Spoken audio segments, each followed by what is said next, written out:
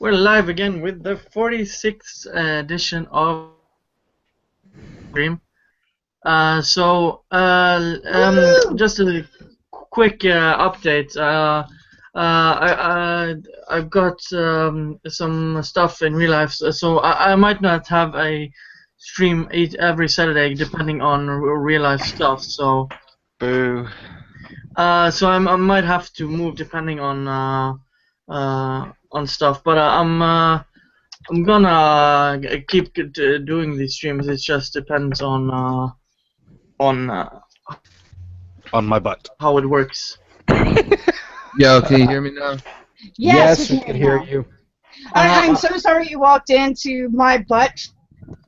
Trust me, there had a couple of moments where I walked in and I hear the words Lisa's tits and all I could think is, wait, what? I'm looking at you, Deus Ex. Everyone else doesn't know why about it. It's not uncommon. It's a common feeling. Pay no attention that is so getting put in. Yeah, so No. just a heads up. But I'm gonna continue to do the same days as much as I can, and so let's if Lane can get his stuff working, and we're gonna continue with or start with the first topic, which is the Usher story with 0.66% of GG apparently harassed, and we're the hate group apparently. Got to get those numbers up, people. You got to try harder. We don't even know if those are just sock puppets. Yeah. But, I mean, still, that's a piss poor rating, guys. I mean, come on. You could be a better hate group than this shit. Yeah. Put your backs into it. Or no, let me rephrase that. Put your dicks into it. You know what? That escalated quickly. Not quickly you know enough. what? Ku Klux Klan and the Aryan Nation are looking on us with disgrace if we're supposed to be a hate group. I know, right? I mean, Yeah. no. Okay. But The they are Nazis looking on the other looking at side us. with approval. But they're looking at the other side with approval. Hitler is looking down on us in shame. But he is looking at. He's looking down on them with- 999! Actually, no. He's looking up at the antis with happiness. Yeah, right. Yeah. Anyways, sorry, Andrea. I had to do that. No worries. Yeah, I mean.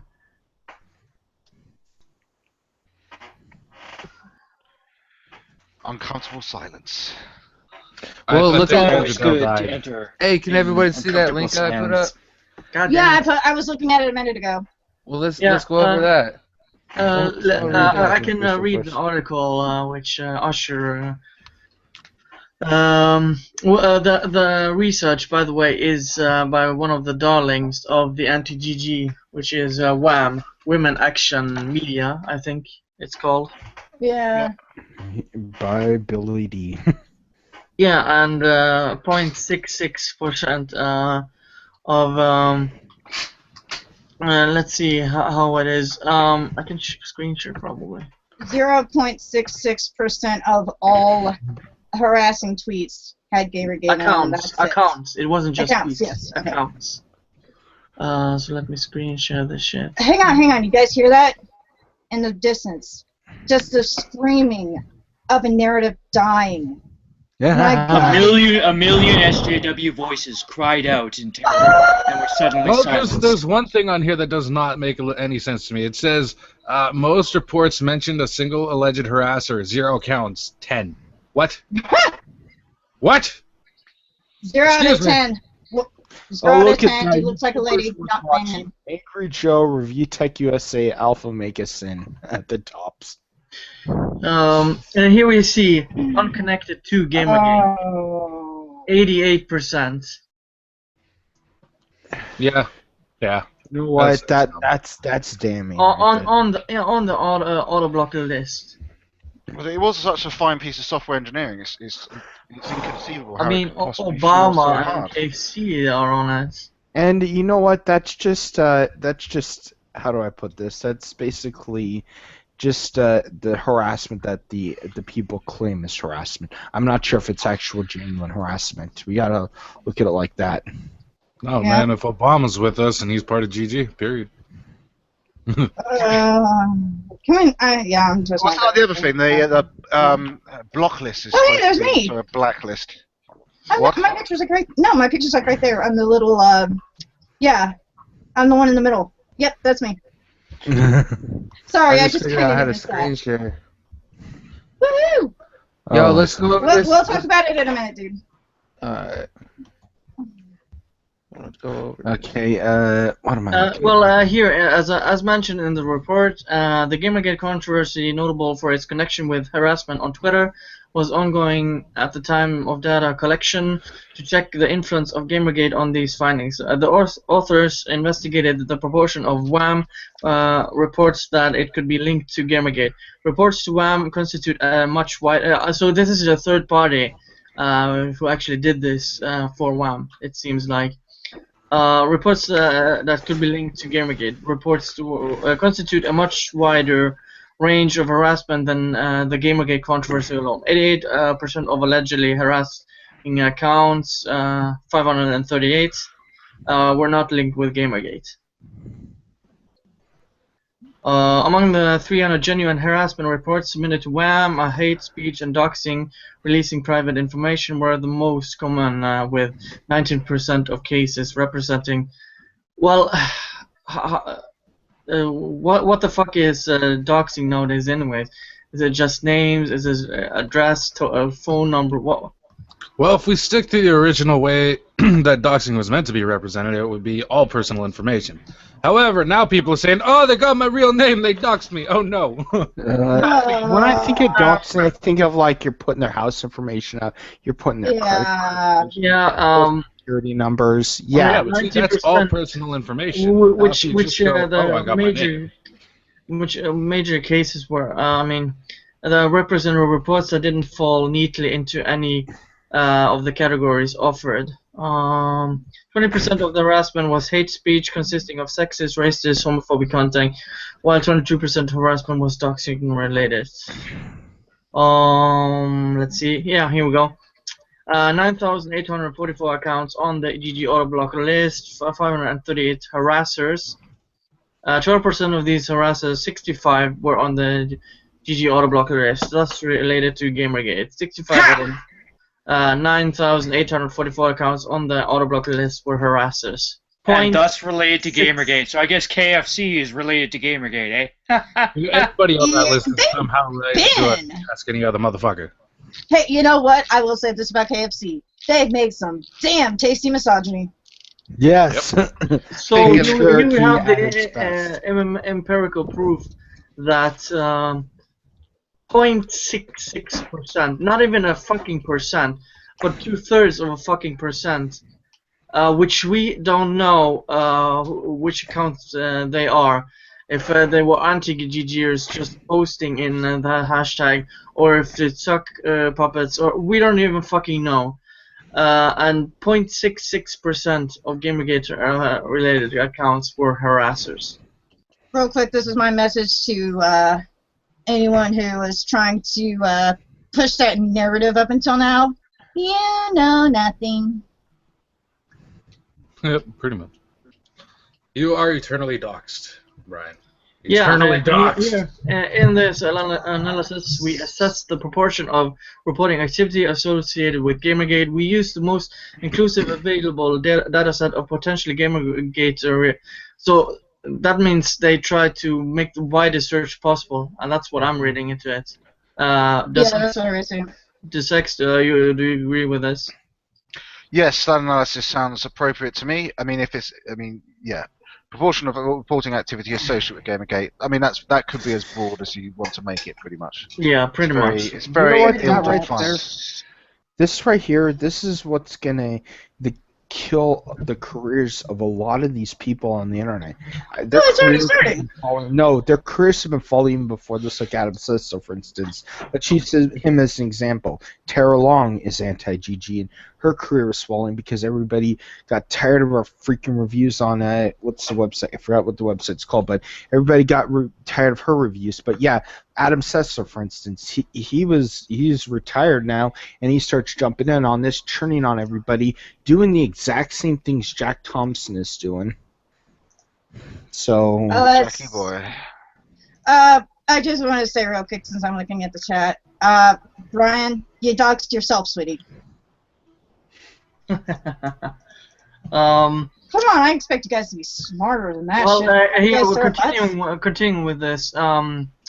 Of potential GamerGate related accounts with data from GG Autoblocker by Randy Harper featuring 844 accounts acquired from its public block list on the Block Together system on December 29th, 2014, which here chose the GG Autoblocker due to its extremely inclusive definition.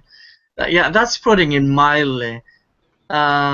Definition of potential GamerGate related accounts. The system autoblocks anyone who follows a certain number of identified GamerGate participants. Although this inclusive blocking practice has been criticized for overblocking accounts, the inclusivity of this dataset is appealing for our users to search as inclusively as possible for any potential GamerGate connection. Yeah.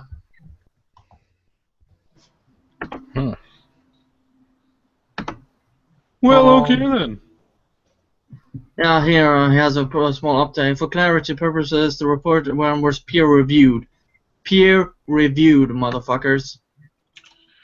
Using the following process. This report was reviewed by 5 academic reviewers in a double-blind, revise and resubmit peer review process chaired by Senep Tufekci, assistant professor at the University of North Carolina, Chapel Hill. So this is as legit as it possibly could get. Yep. Basically. Oh, what's that sound? As Lisa said. Oh yeah, that's narratives shattering. Reality has a well-known GamerGate bias. That's Anita Sarkeesian, Zoe Quinn, Brianna Wu, Sarah Butts, all fucking lying. Yeah, when you're whining enough to make Shinji Ikari look like fucking Goku, you're doing something wrong. Hey, Goku's awesome. Fuck you. Everybody wants to. No. You know what's funny too? You know what's funny too? This also contradicts the Newsweek report that came out early on in GamerGate's history. It's like GamerGate is about harassment. Like, You can't expect journalists to do their job with things like basic research or anything like that, can you? And that would be nonsense. We'd have to start some sort of hashtag demand and that sort of stuff.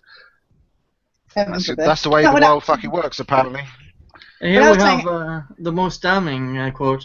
Most alleged harassers were unconnected with the GamerGate. Yeah. Well, alleged. What I was key word there. Alleged, yeah, alleged. What I was saying a second, I wasn't trying to bash Goku. I was just saying, you know, if these whiners can make Shinji Ikari look as much of a man as Goku, they're doing something really, really wrong. Oh, well, in that case, yep. Goku's still manly as fuck.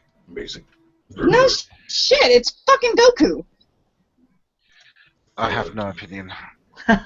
Yeah, I mean, the PDF is even in the title for those. I put the link in the description for people who want to check it out and even read the PDF itself. If there's anything in particular he or we missed. But it's peer-reviewed. It's pretty. It was sponsored by the people you would assume would have an interest in it coming up with the opposite result. And here it says again, we use the most inclusive available data set of potentially GamerGate related accounts. So they use everything, and they couldn't use the widest net. Yeah, and they couldn't come up with a fucking percent. I bet you if someone dives into those those sets of data even further, they'll find even fewer evidence to support their narrative. Basically, this is just a broad overview. This whole article here, this is not an you couldn't take this, you have to take every article like this that has a broad summary like this with a grain of salt. You have to do little digging into details in order to verify the information. But basically, if you dig deeper, you'll find even more holes in their narrative. Oh, yeah. Oh yeah, indeed. Which is what I suspected from the start. I mean, if GamerGate was a movement full of harassers, I wouldn't have joined, you know? Yes, you think it'd be more obvious. It wouldn't require so much dedication to try and unmute it. Okay. I don't know. I remember if I said it on this stream. No, actually, I think I was speaking on Mornblade's radio show the other day. It's like, well, the KKK are not exactly shy about talking about how much they hate black people, are they? It's like the true racists and sexists are not exactly ashamed. You don't see Stormfront going, "Oh no, we don't really hate the Jews. It's actually about ethics in world conspiracies." Yeah, they tend to broadcast who they hate and why they hate them, right? So exactly. No one. It's not cloak and dagger if you actually say, "I hate women and I want them to stop playing video games because of reasons." Yeah. This is not a woman's world. This is not a woman's world. This is for men. And in fact, I'm going to extend that. It's only for the British. Only the British may play video games. The rest of the world, you must cease and desist. We will have to conquer the world again in order to enforce this ruling otherwise. I'll keep that in mind next time you want to comment on my tits. What? When I first read that article... Excuse me, madam. I will not hear this type of language. Here's something like this. Blasphemy! Hey, so real quick, when I had to find this, Brodies will know where this sound came from. When I first read that article, all that kept going on in my head. Oh shit, go on. Fucking YouTube. Fucking YouTube. Yeah, there you go. Fluttershy Sweet. That and yay. No, I'll do it. No, but it's like my theory of all the harassment faced by both sides has been caused by third-party trolls. Like, pretty much. With my research into the darknet as well that I've done over the past couple weeks, and all the Baphomet boards on Overchan and all that sorts of stuff. Yeah, it's definitely the third-party trolls that are doing the most damage to everybody, and the trolls don't care. Like, you can search up online internet trolls. They don't give a damn what harm they do to people on the internet because they don't know. It's just a game to them. It's a game to them. It's funny you're talking about research and stuff. I don't know if you saw that 3-hour documentary that was posted earlier. Yeah, I haven't had time to watch it. But we actually got the guy. Give me the gist of it. Give me the broad rundown. Ask him. He's like right here in this call. So okay. What, none of you guys have seen it? I have. Motherfucker, I already heard about it about 20 minutes ago. Well, why don't you tell them what it is? Long story short, he went and did a crap ton of digging, and I mean, it's a 3-hour, 19-minute long documentary, but it's seriously worth sitting through because he actually brings up some connections I never even thought of. There were a few times that I had to walk away because I'm like, the rabbit hole is deeper than I thought, and it's starting to scare me. I'm just like, what the fuck? I haven't watched because I haven't had time. But did you use any of the smoking gun material? No. This is all. It was all independent research. Okay. Oh, new original material. Well, here's the thing. It was. I mean, I think I did like. I found probably most of the stuff that was in the documentary, but I was working in association with SEAL Team 6, so I've been working with them, and yeah, they definitely helped me out too, and then the next video it's gonna be a lot more of their work, and I still got a lot more to learn and a lot more research to do. For the next video. I have in my possession like a treasure trove of links and stuff. Researching GamerGate is damn near impossible to approach from a basic perspective. You have to go really, really deep into some crazy threads and theories and all sorts of things. Yep. Not really. You just got to know where to look. But there's lots of crazy stuff. If you're trying to verify a certain thread, then yes, I agree. You just got to know where to look. But if you want to get an overview of absolutely everything GamerGate is and what it's affecting or is affected by, then you got to go into some truly insane. Well, see, I'll tell you something. So you haven't seen the documentary yet, have you? No. That's where you're coming from. your whole paradigm is about to be shattered when you see this documentary. Your whole view on your whole view on everything that you know about Gamergate is going to change. Sorry, I just all the comments about going deeper. I just had to share this. I love this frame rate jitter as I'm panning across the landscape in The Witcher 3. By the way. Fuck you! I haven't played it yet. No, I'm only in the beginning. I'm not spoiling Witcher anything. 3. Stop it! Everyone, stop talking about Witcher 3. We get it. You all cleaned your pants. Yeah, we did. Man boners or lady boners. We understand. I muted someone and the Saturday off-topic stream. Dude started talking about Witcher 3, and I just muted him. Yeah, who do you think it was, Dick? Okay. But I highly doubt my view of Gamergate. Sorry, I'm used to seeing you with the epic beard. Yeah. But back on the thing, on topic.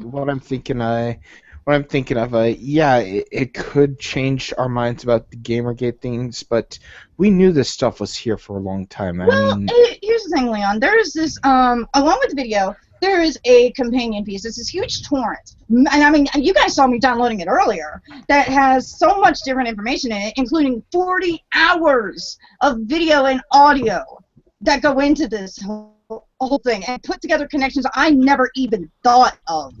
Can you link that to me, actually? I'd like to document that at least. Yeah. Hardly anyone is seeing it. Hardly anyone is seeing it. So anyone listening in, if you like the documentary, seed that shit, because I've been trying to get it for like 2 hours and I'm only at 60%. I always find it so ironic from the torrent websites where they sound like you're such a dick if you don't seed it. I always find it so ironic. You really should seed this. We tried to get it like pre-seeded with I think we had like 5 or 6 people that had it seeded before the documentary was released.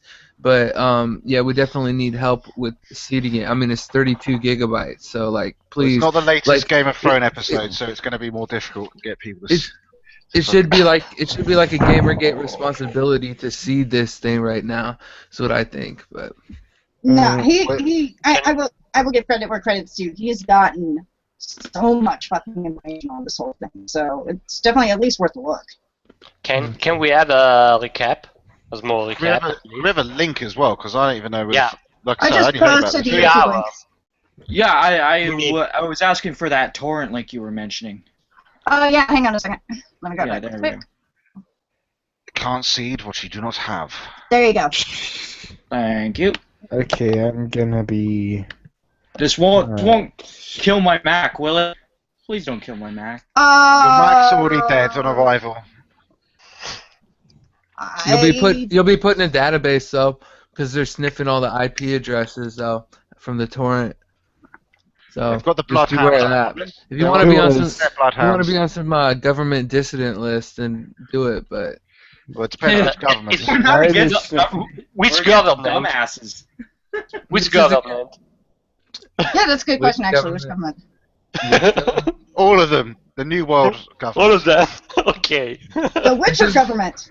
The government of Anita Sarkeesian, of what's inside Jonathan McIntosh's head, whoever governs. This is a globalist. This is a globalist agenda. If you listen to the Brookings Institution's new report that came out like May 6th, they talk about global internet government, and like they're the ones that want to be in control of that.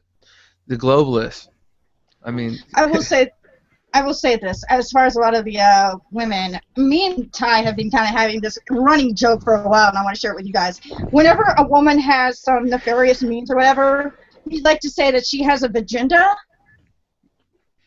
So, you know, to me, I was looking at this stuff and going, man, this bitch has a vagina. Hey, I never claimed to be normal. I'm in a call with you guys, so I'm in a stream with you guys, so thank None of us are normal, Lisa. None of us are. But anyways, yeah. How dull. I'm not gonna lie, when I was watching it, there was one part that made me kind of, and I was telling the other guys this before the stream. I'm sitting there listening to it, kind of doodling, and I'm working on a new sketch of Oscar drawing I'm doing. But I hear the name Sarah Butts, and I immediately go, oh, fucking A. I can't anywhere. I cannot go anywhere without her name coming up. Its name coming up. Yeah, that's a Sorry, big I get implication there. I wouldn't even. You're giving it the fact that it's a human being. It is definitely not a human being. It is No, it's not. subhuman. Yeah, we'll just leave it at that. Dirt Like some has people, more value. some people just aren't even worth talking about. You know what I mean? There's like so many big scandals that are breaking right now. Did you see what just broke on 8chan with the accusations about Milo? Yeah, I was reading about that. Look, I don't know anything about the implications that were just stated. I think somebody should go over that in a minute, but I mean, just my personal experience with Milo isn't good. He just like he claimed that I threatened him to try and write me off and say that he would never talk about this issue with any of us. But I think he was just trying to come up with some excuse to get out of talking about it, because he probably was caught up in it, and it sounds like he is. That's what somebody on 8chan is accusing right now, and they have all these connections and like proof that he was involved with these companies that were involved in education reform. So, well, I mean, wouldn't surprise me. A lot of people got caught up in that shit. I mean, God. I mean, people talk. I mean, well, I assume conservatives love Bill Gates and all that, and the Bill and Melinda Foundation, because obviously there are some really rich people who give away some of the money, but there's lots of dodgy shit they've done. I mean, it's not like. I mean, this is the thing. You're looking for someone completely selfless in this world. Good luck with that shit, but there you are. Yep. Can I run good drinking, and I'm jealous. Actually, is this the first time Milo's gotten involved in like the petty drama in GamerGate? I think the argument here is that, well, no, I mean, a lot of what he's written has been petty drama, but I think the point is this is not so petty. I wouldn't say this is petty at all. This is a huge scandal, dude. This is like, have you seen what's going on 8chan right now? There's like internal wars. There's people calling for Acid Man's head right now. Honestly, no. So, can you give me a little context? What's happening on 8chan? Oh, well, now I'm going to spill some spaghetti, but I'll give you an overview from my perspective of what's going on. Make sure you have laminated floors, people. Hang on, I'll do a screen share of it too, in case you guys want to check out. Just call me Spaghetti for Truth, because that's what's about to go down. But I'll give you my overview of what's going down on 8chan right now. There you go. To lead up to this documentary, I came out and went public and said that I wouldn't commit suicide, because like that's how serious these like implications and accusations are. You know what I mean? That I'm coming out with and all the evidence. So I wanted to make that public, and so people started saying that I was crazy, right? Well, that Acid Man guy, he bought into the propaganda against me. And so he thought it was going to be bullshit. And when I came out, the accusations rocked everyone. But he was so butthurt that his dig team wasn't involved in it that he wanted to scrub it off the board. So he let the thread hit the 500 thread bump max or whatever. But he said that the thread had to run till 700 before someone could start a new thread. And they kept on locking the threads. And so there was like this big old war going on. Then they were deleting posts. It was just crazy. And oh, there was interboard fights. Like Pole was calling for, like, I don't know. There were people calling for Acid Man's head, and like Acid Man was posting about it, saying that, oh, well, okay, even though everything in the documentary was right and the information was right and he was right about everything, well, I just don't like him and I think he's crazy and I don't want him to be the face of this, so we're not gonna advertise this documentary. He's just being, I'm gonna be straight up. Acid Man is being a little bitch about it because he wasn't involved in this, and he bought into this fucking propaganda campaign against me, saying that I'm crazy. Now he's being a butthurt little faggot, and that's all I gotta say about that. Mm-hmm. I'm just gonna put it like how that. You really feel. Yeah, I'm just gonna put it like that. That's what went down. Put that on record. Put that on fucking Encyclopedia Dramatica. Oh, it's on YouTube. It's gonna be on YouTube once the stream is over. So there you go. Okay. Yeah, anything else you wanna share regarding this? Huh? I think the discussion has run its course. All right. You're like, what can you add to that, right? Yeah, I mean, if there's anything like in the video you wanted to highlight in particular or anything like that. I don't know. I mean, like, for me, it's like, the whole thing is like, I mean, you can criticize it all you want for the way I presented or whatever, but I had a lot of information to lay out, and that's really what my intention was. Yeah, I mean, 3 hours is massive with all that information.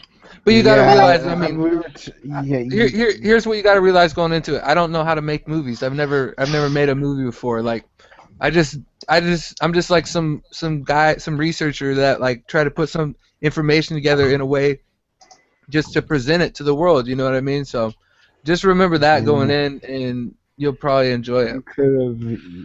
You could have. Production values. It could have been edited a little bit better, but you kind of got it right. I mean, it could have been edited a little bit better. You could cut the videos up a little bit and had the information there if people needed it afterwards. But saying the information's all there. But the thing is, if I cut it up into little pieces, then everyone just dissects that one piece and acts like the rest of it doesn't exist. That's what they do every single discussion, and they say they ignore everything else. I put it together all at once. And try to finish, no way to squirm out of it. Gotta finish. Okay. But yeah, I'm not trying to say take out the relevant stuff. I'm just saying take out the irrelevant talking in between. I'm just saying like keep all the relevant points in there. Oh, no, I mean, if somebody else wants to like cut it down, see, here's the thing. Here's how I look at it, though. If you look at someone who makes an actual movie, they're not the ones who cut the trailer for it. They take that and they outsource it to an external like basically, one of the, if you want to be an editor, then you're free to download the thing. No, I'm saying they outsource the making a movie trailer to a separate department. You can't have the director of a movie cut it down into it. Well, that's what I'm talking about. That's the editor's job. Not even it's a special trailer editor's job. It's not even the editor. There's a special. They outsource it directly to the marketing department. Well, exactly, but we're not talking about a trailer here. We're talking about basically cutting the fat, as it were. I believe that is. Well, that's basically what people are asking for is like a trailer, though. You know what I mean? That's a trailer is a completely different thing. So not in this context. I think that's what people are asking for is like a trailer of like some of the hard-hitting information, and then like if they want to know the whole story, then they could watch, the whole thing. You know what I mean? Well, trailers by their nature, of course, are tidbits. It's like but I gotta put it like this to everybody out there. A lot of people might not watch it because it's 3 hours long, or just might be skimming through it and stuff. Anyway, so I'm just putting I mean, if people want to like take the information and make it into smaller presentations, like that's cool. But I was just trying to present it all in one package, like so that everyone could be on the same page and understand the narrative that I see going on. Yeah, there are a few moments from what I've seen where he just lets the video he posts do the talking for him. And the videos that he has put, the clips of the videos that I've seen so far that he put in there, because I'm halfway through it. But, yeah, I mean, he's got some pretty damning evidence in that damn movie. Yeah, the Macintosh parts are the only parts I found that were really damning were the Macintosh parts. Oh, yeah, you need to watch the whole thing. You need to watch the whole thing, because holy shit. Yeah, there's some big gotcha moments in there. Oh yeah. Like, nobody's really talking about the Berkman Internet Society. That's what we should be talking about. You guys realize that they're trying to shut down the internet? They're the ones that are trying to dictate laws to legislate the internet. And this Dana Boyd, the Microsoft senior researcher, is like the one on charge of like the internet policies panel. This is who we're fighting against in GamerGate, guys. This is where the social justice warriors, like, this is where they came from. This is like Well, they're just the useful proto. foot soldiers in a war, basically. No, this is like who we're fighting against, and they're the ones trying to fight the laws. And Jimmy Wales is in the same group with them, and then we're wondering why he's being so weird about GamerGate. Yeah. Well, this is the along with Jessica Valenti mentality. Well, I mean, everyone has their own individual reasons, but it is kind of basically the point that everyone. Ito's brother. And then people are unwilling to call out their own, as it were. It's like people are quite happy to shout under the banner of whatever team they've hitched their flag to. So you know what? This Berkman Internet Society. Oh, it's got Eric Gordon. They literal admitted games propagandist. That's what he is. That's what he's famous for, is being a games propagandist. You see him talking about him in the documentary. You see words out of his own mouth for 15 minutes. That's what these guys are interested in, is using games for political indoctrination. They're open about it. He does it. We knew this for a long time. The smoking gun video. And he's the guy who organized the committee for the DML Hub 2014 conference. And that's the same conference that had Macintosh as a speaker in 2011. This is the type of things that are revealed in the documentary that people say I'm crazy for. I said my opinion. You're not crazy, to be fair. You could still be crazy, but correct. Yeah, I said my opinion. Yeah, think about that though. The slander that they're saying about me is the same slander that they've been saying about GamerGate the whole time. And a lot of these idiots are so stupid that they bought into it. How do they feel now though when I was right about everything? How do they feel now? That's all I got to say about that. Still maintain most of the population is moronic. It doesn't matter where you lie on the political spectrum or whatever beliefs you may hold. But I figured GamerGate wouldn't be so quite moronic to buy into the slander against me. But a lot of them were. I mean, you got to remember. I'm laughing at them now. I hate to say it because people probably get knives sent to me through the mail or something, but the Chan board cult, that is kind of part and parcel of the Chan board culture, which is why I kind of avoid it, because there's some paranoid motherfuckers. Oh no, it's cool. It's cool. Pole's got my back now.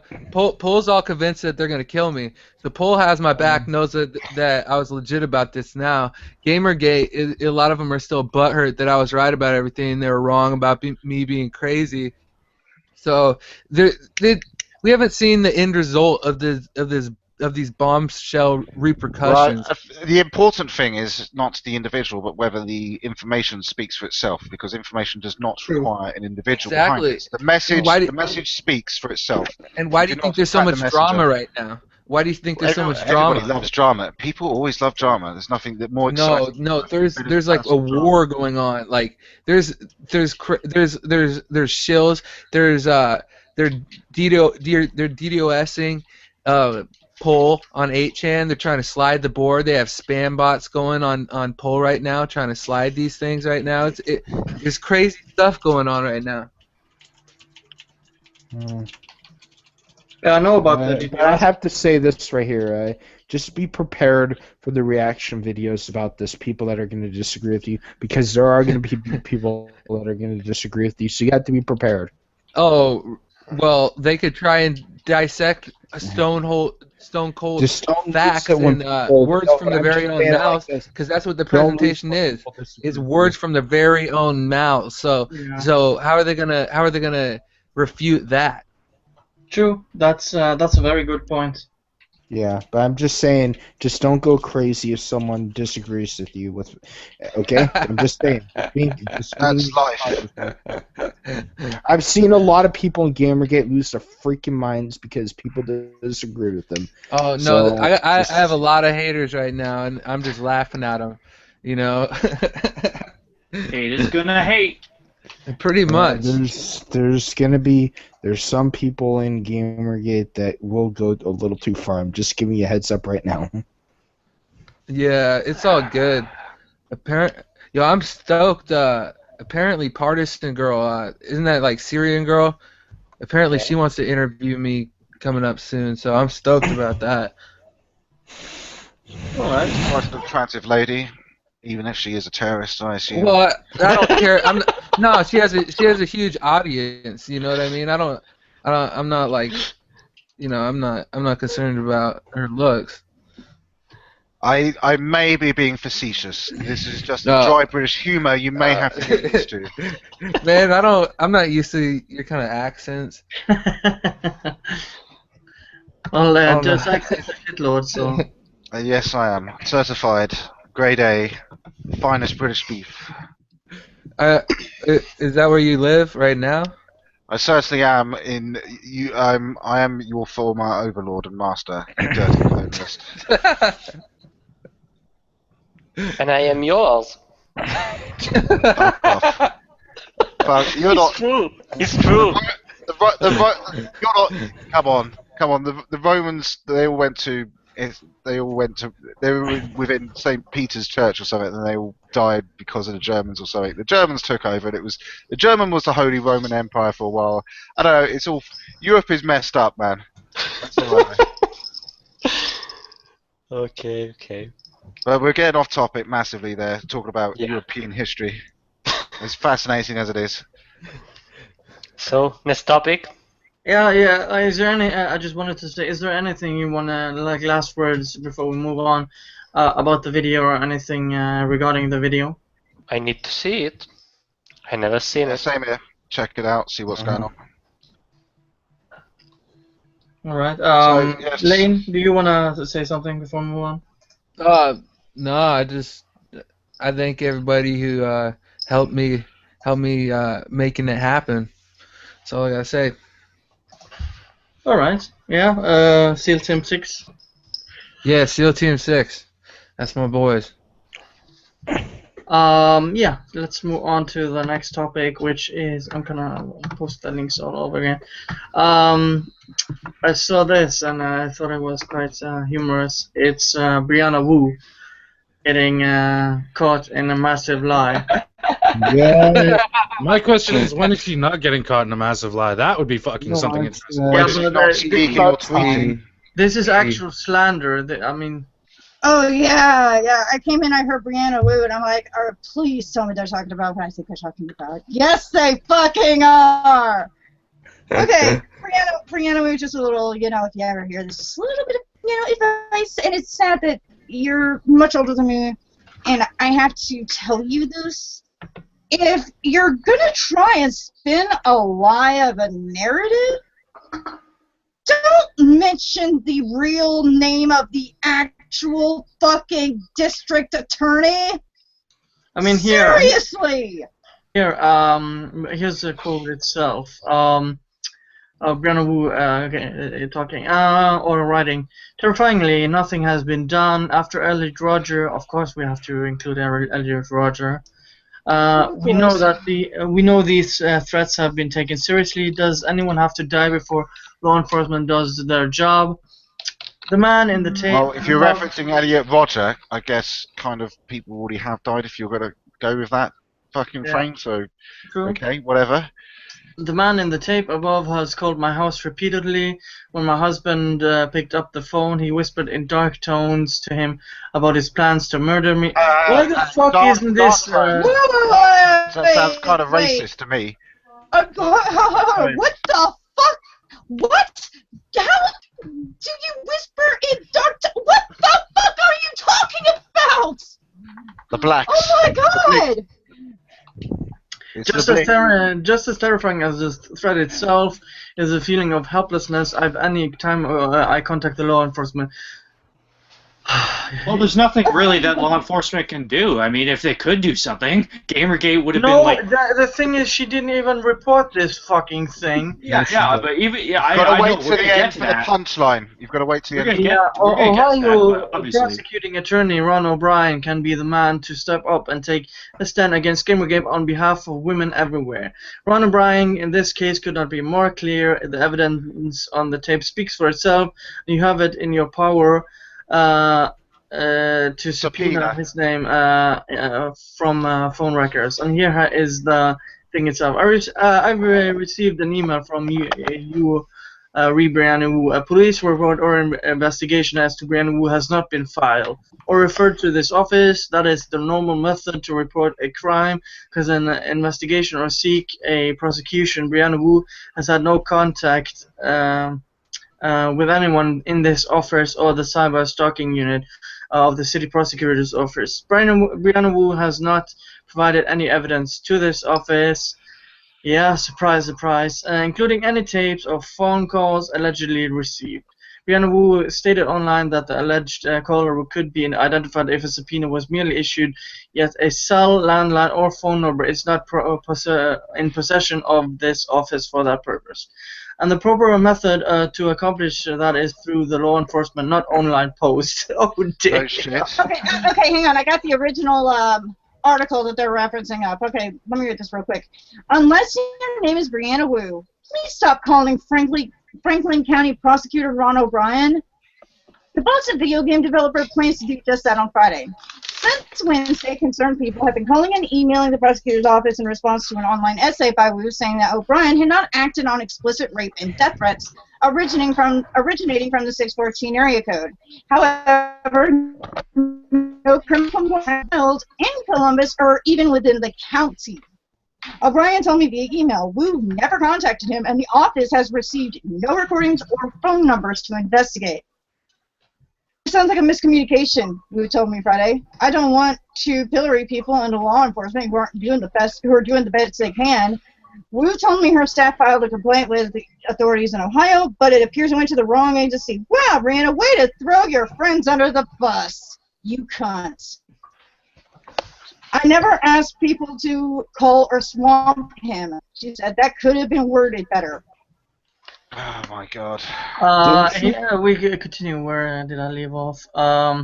Landline, proper method of... the local FBI office has referred nothing to his office regarding Wu, nor contacted us, indicating they intend to do so. For unknown reasons, Brianna Wu chose to post something online regarding such threats, stating they came from Columbus and it was within our authority. Yet she has never contact of any kind or nature with this office. As a result, this office received a number of emails and phone calls that wasted time and resources to respond to concerned persons who apparently observed these postings.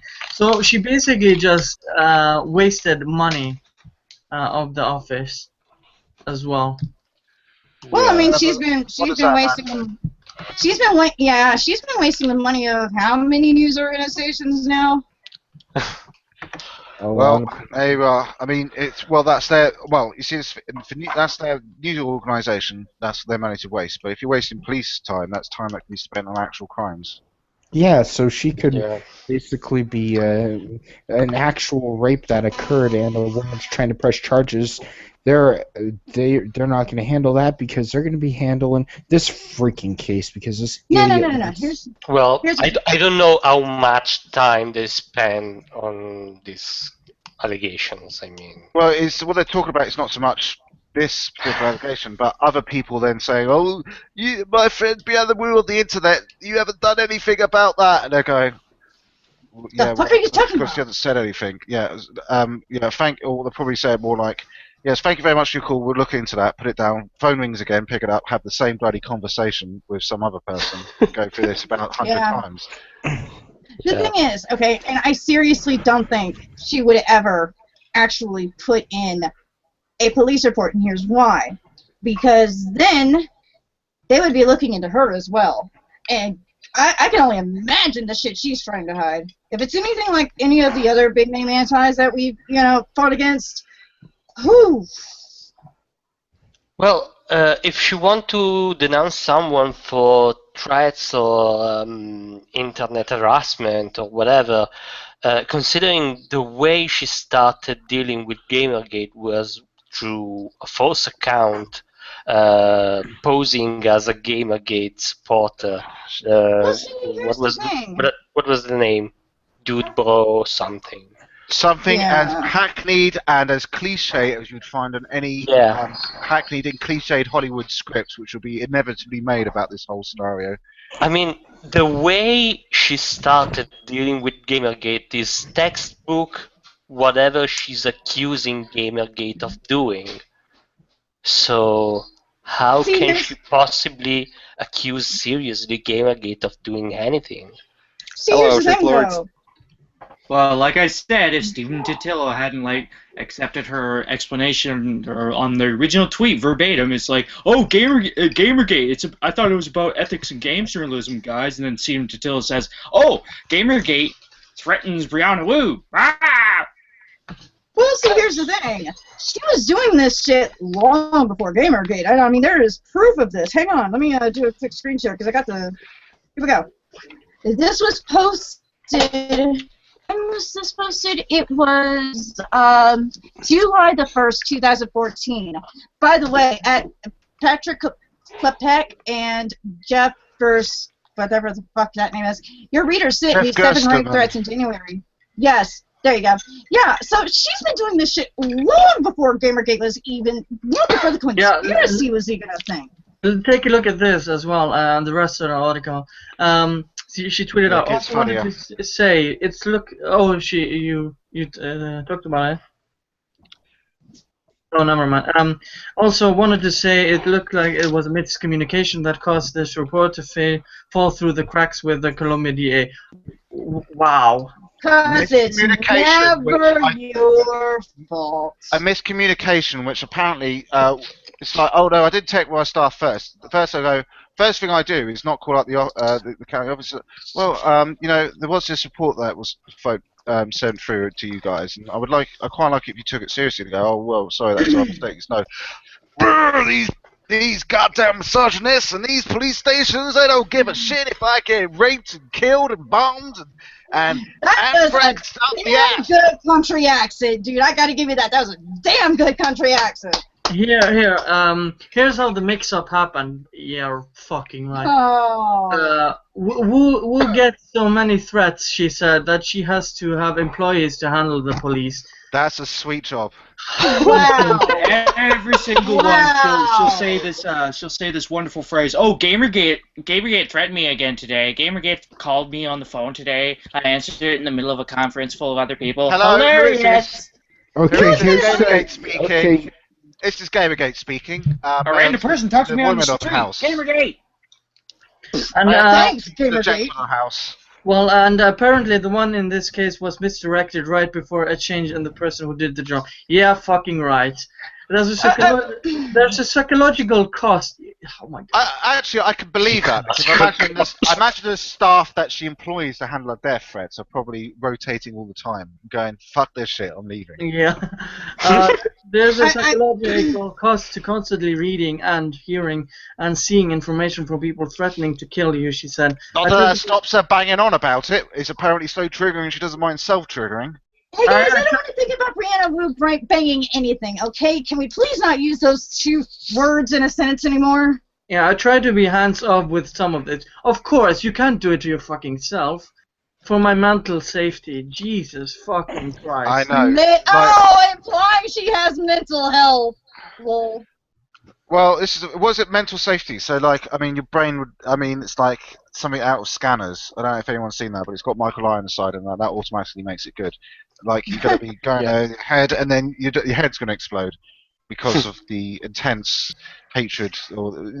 It's a great film. Go and watch it, people. Remember it. What movie? Scanners. Oh yeah, Scanners. The one where the guy's heads explode. Yeah, I love that movie. Yeah. Real quick, this whole conversation made me think of this. I remember someone after a debate that I got in with this guy. Someone actually made that and sent it my way. Yeah, the headline should really be is so fucking misleading. GamerGate in Columbus, the threat reports initially misdirected by authorities being notified. No, they were never fucking notified. No, you don't understand. Brianna Wu's got a staff of thousands. She has to have a staff of thousands to deal with all the tweets, all the harassing tweets, threatening. I mean, literally, you don't understand. About half of America is now trying to kill Brianna Wu. This is very serious. If half America wanted to kill Brianna Wu, she'd be dead already. Yeah. If anybody would want to, she's got to get there. She's got to get up to that number. No, the whole. Put on the damnedest.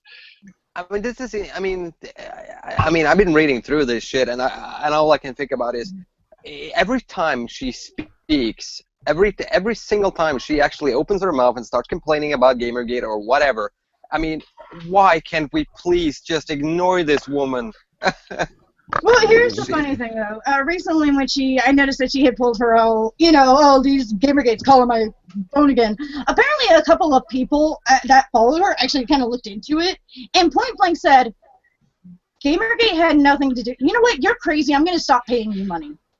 I'm just like, yeah. I mean, even under SJW, even people who hate us have decided that she is too crazy. So it's like that's pretty fucking sad. Even people who hate us. This stuff. I mean, yeah. It's Brianna Wu's not for it. She's just out for herself. She's not out for anybody else, but she claims that she is. So the thing is, I think she just has some really severe psychiatric disorders in there, and I'm gonna being all joking aside here for a minute. You think? You think? I mean, okay, yeah. If this is not an official diagnosis, I am not a doctor, but I've done enough research on psychiatry past. Okay, but when people say I'm not a doctor, it's like I blame them on the internet. Sherlock. I don't study medicine, but I'm able to recognize a corpse when I see one. It's like. Well, I mean, she shows a lot of signs of histrionic personality disorder. She constantly has to be the center of attention. She's very animated with how she talks, and that's actually another symptom. Yeah. The thing is, I mean, part of me, and I'm not gonna lie, part of me feels a little bad for her because mental illness isn't exactly something you can help. I've dealt with depression and PTSD for pretty much my whole life, so I know how much it sucks. And for that, a small part of me actually feels really bad for her. And my opinion, my opinion for her is any assumptions. The final word on this is, I mean, I agree with Lisa that if she is, I mean, I also suffer from depression and anxiety, and I agree completely with Lisa that if she has any of those, if she suffers from any mental disorder, which we don't know, keep that clear here, we don't, but if she does, then yes, I feel a little bad for her if she has those kinds of problems, because if she has those kinds of problems, she should seek help, and for all we know, she might be getting help for it, that we don't know. And that is not for us to decide or even. Well, we shouldn't be. Speculating. Okay, but all I could say is this. The point is, mental illness doesn't give you a free pass on everything. No, it doesn't. No. I mean, I can feel sorry all you want. But it's not really a matter of feeling sorry. It's not a matter of accusation of feeling sorry. It's more a case of explaining the behaviour. Okay. Sure. The behaviour is so persistent. Okay, final word on this from me is she's crazy. Take the internet away from her. Get her off of that. Get her away from that. Frank, get her away from that kind of stuff. The last thing I want to say is that I want her motherfucking motorcycle. That thing is badass. I just don't want to race her. Well, when you get 400k from your parents, you can afford that shit. My parents are dead. Ouch. They didn't give you a trust fund? That's ridiculous. The bad parents didn't give you a trust fund. What the fuck, man? They still give you more money than mine steal money from mine. Wow, dude. So, that was dark. Let's move on to the next topic. We're getting pretty dark here. Let's move on. I want to officially say that was a joke, Lisa. That was a joke. I thought that was a joke. Well, in Daisy's defense, he's drunk. Not yet. I'm mainly getting over a hangover at the moment. Well, I didn't know a drunk person could get a hangover. Well, let's move on to the next, which is... Do you want me to play this video? By the next topic, keep quiet. We are going to the next topic. I'm just asking about, because there is a video in this one, whether I should be ready to play it. Yeah, you have to, set it up. Okay, well, it's just as well I came prepared. Let me just mark it, so... If it's the Eurovision Song Contest, you are a dead man. I'm trying to avoid that shit.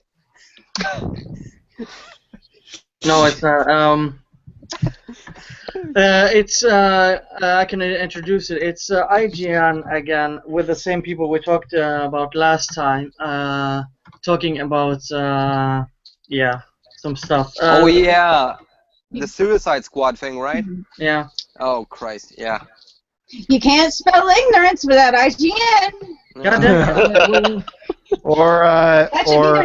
That should be their new motto. Unshare and share again because it seems glitched. IGN shitty video player. Yay. Yeah, try again because Google Plus. Is it fuck up. Is it on YouTube? Is the video uploaded to their YouTube channel? I don't know. I just. Well, this is what we've got, so I'll play it full screen. Google doesn't want to share. You have to click on his image, or you can just listen. The viewers can see this because I. Hang on. Okay. What are you doing? Is Google being the jealous girlfriend again? What are we doing, Andredal? Shall I just play it? Go ahead. I have you for the viewers. You just have to click his image so you can watch it. Okay, where the fuck did I put that tab? That's what I'll work out now. This has all gone to shit.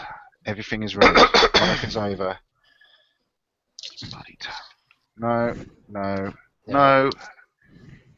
Fuck's sake. I obviously tabbed off of it. Okay, I've failed in my life. Here we go. There we go. We can see it. Fucking advertisements. Hey, Witcher 3. Okay, Jeez, Lisa, cover your eyes if you see Witcher 3. Avert your eyes! Avert your gaze! No, it's just like, oh my god. Okay, I'm still debating. I have the chance to get my hair done. No, okay, I still have the chance to go do something girly and get my hair professionally done, or get Witcher 3. I'm seriously leaning more towards the game. Alright, put the sound on. Okay. Yes, I'm not mixing the sound. Right, I just did that. Specifics of the set photos and videos that leaked of Suicide Squad, which showed Jared Leto's Joker striking Margot Robbie's Harleen Quinzel before she, becomes Harley Quinn. But, he backhands her, and then of course the rest of the scene plays out. And if you guys haven't seen it, I don't want to spoil it for you, but Joker, I believe he strikes Harley Quinn in Mad Love. Mm-hmm. Now, is that a step too far? No, it's a fucking joke, you goddamn retard. He did it in the animated series. Yeah, Joker's psycho. That's the fucking point. It's like if he didn't abuse a woman, you'd be fucking surprised. Because it sounded like it's backhanding a woman. That is art. Did Brianna really just say that? Yeah, she did. Wait, I couldn't hear what she even said. What? Oh, hey guys, it's pizza time. What's going on? I'm gonna continue because Well, I couldn't hear shit. I couldn't hear shit. So I'll skip back a second. Hang on. Is it not actually loud enough? Because I can adjust it. No, I was able to hear fine. Hang on. I just boosted it a little bit so we can hear just fine. Go ahead. Okay. It's only funny because it sounded like you were like, it's backhanding a woman. That is art. The art of the backhand. Art. Okay, I want to explain my position a little bit No, because I'm kidding. I actually think we're getting into like somewhat dangerous territory in regards to art, where public outcry is actually starting to affect the things that people are allowed to portray in their art. And to say it's a comic book movie as a means of sort of like diminishing what its narrative, elements could be, is kind of saying like we're going to take it a step back and be like, oh, those are only just the funny books, Like Suicide Squad is an adult movie, and it is. I mean, I'm assuming it does have suicide in the title. I'm assuming it's going to be a hard PG-13 or an R. Yeah. It'll never be R. It's going to be close. It's going to be. It'll be on the. Dark Knight, in my estimation, should have been an R-rated movie based on the violence and stuff in that movie. But emotional violence too. But it, ended up PG-13, whatever. My point is, the villain the Joker is a villain. Yeah. He's a psychopath. Yes. He hurts all people, including women. To not portray that just because like we're worried about the message that sends. I don't think more people are going to beat women because they see. Well, yeah. What is the message that if you're a violent psychopath, is what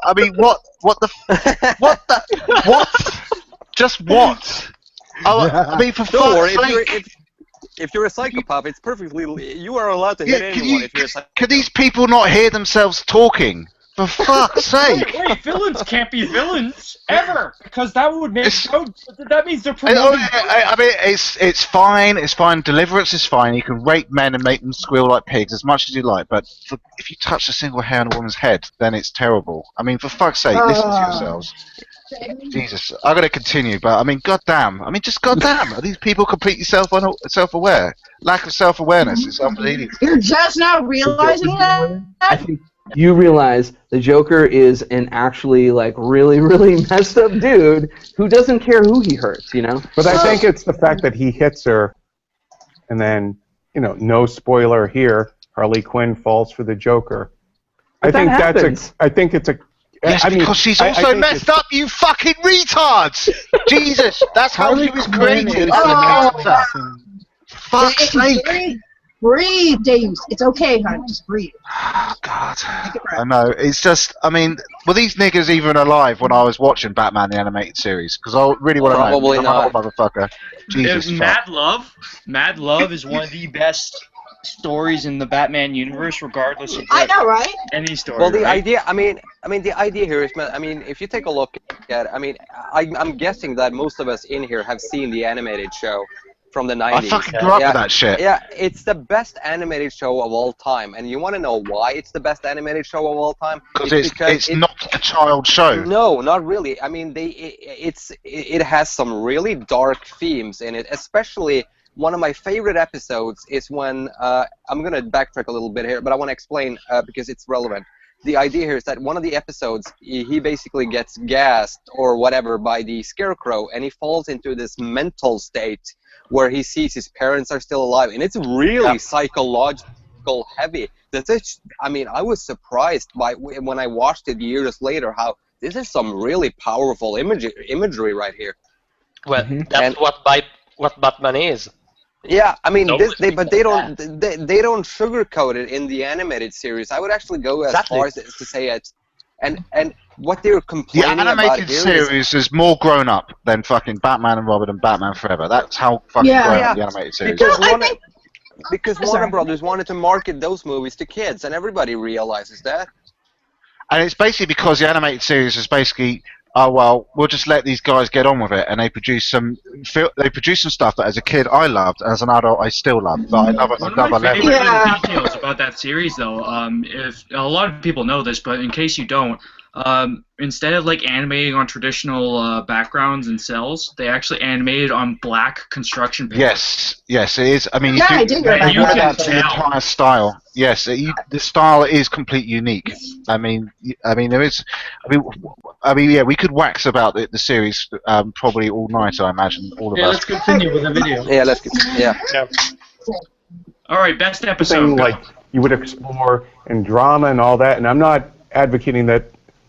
I guess I'm just wondering, like, ultimately, this is something that kids are gonna see and stuff like that, and I guess we are in this hyper-sensitive time. Yeah, I mean, we just talked about how I saw it. Can I say it like this?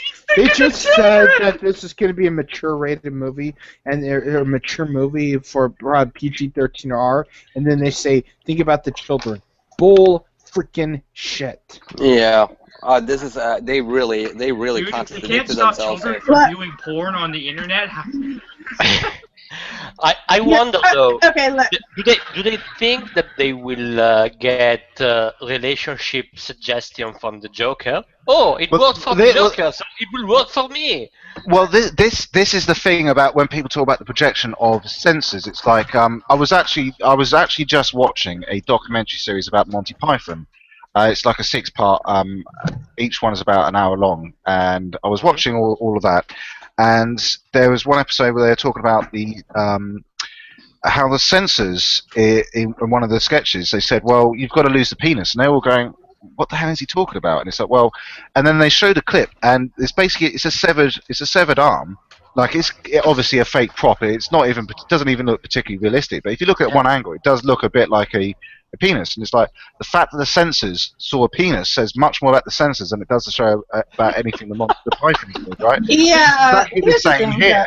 Exactly the same here. When they see it, they say, all right, well, obviously the message children are going to take away from this is that you should abuse women, not possibly the more rational one, the more likely one, which is kids will see this and they'll be, oh, that's horrible. What's he doing? That bad man is doing to that woman. That's disgusting and horrible. I would never do that. I mean, never thought of it that way. In the chat, Black Lotus 30 said, the animated series didn't take kids as morons. Yes. Yeah, that's what I was trying to say earlier when we were actually talking about that. Yeah, this is the point. That's exactly how they're treating kids. Morons will go, oh, if we see a bad man abusing a woman, they'll go, oh, I want to be that bad man who's abusing a woman. Not go, that's a bad man abusing a woman. You shouldn't do that. Here's the thing, okay? If your kid wanders into an R-rated movie, that's not... that has nothing to do with the movie theater. That has nothing to do with the people that made the movie. That's your own goddamn fault for not keeping an eye on your fucking kid. But even then, I saw plenty of R-rated movies as a kid. I'm sure. Well, I mean, we don't have the R rating in the UK, but like 18, we have 18, 15, and 12. Yeah. It makes more sense. I mean, frick, I saw the movie Original Sin when I was like 12, and that's the Angelina Jolie's just screwing Antonio Banderas. I just wanna mention. I don't know if it's. I've only been to the cinema once in the UK, but I wanted to ask you, Deus Ex, when it comes to the issue with cinema in general, do we have it like? Is it like that in the UK? If the movie is rated 18, you can't have kids in them. You are not allowed to bring any kids into it. Yeah, it's very simple. 18 or over. It's we have the same thing here in Norway, because if the movie is rated 18, that means not even parents are allowed to bring their kids into it. Yeah, here in the US, that would be NC-17. Yeah, and I think that's about equivalent. I guess the 15 rating is probably equivalent to R, and PG-13 we have a thing called 12A, which is basically either you're 12 or older with adult permission, basically, which I guess you can if you're 12, you'll get it. PG. Yeah, we can talk about British Board of Film Classification ratings later. Where every artistic choice, every single thing you do is now nitpicked to pieces. So I would say, like I've said this about, my hair is all over the place. I've said this about set photos and videos before, which is I truly think you can't take any of this stuff out of context, whether it's like the costume or Killer Croc's makeup or whatever it is, until you really see it on the screen, you're not going to know whether it works or not. Because so many times we've seen people react to things like, I'm going to take it to a more neutral place, like a costume, and say, I hate that. And then they see it in action, and they're like, wait, Quicksilver is awesome. And I don't really care what his costume looks like, because I love what I'm seeing.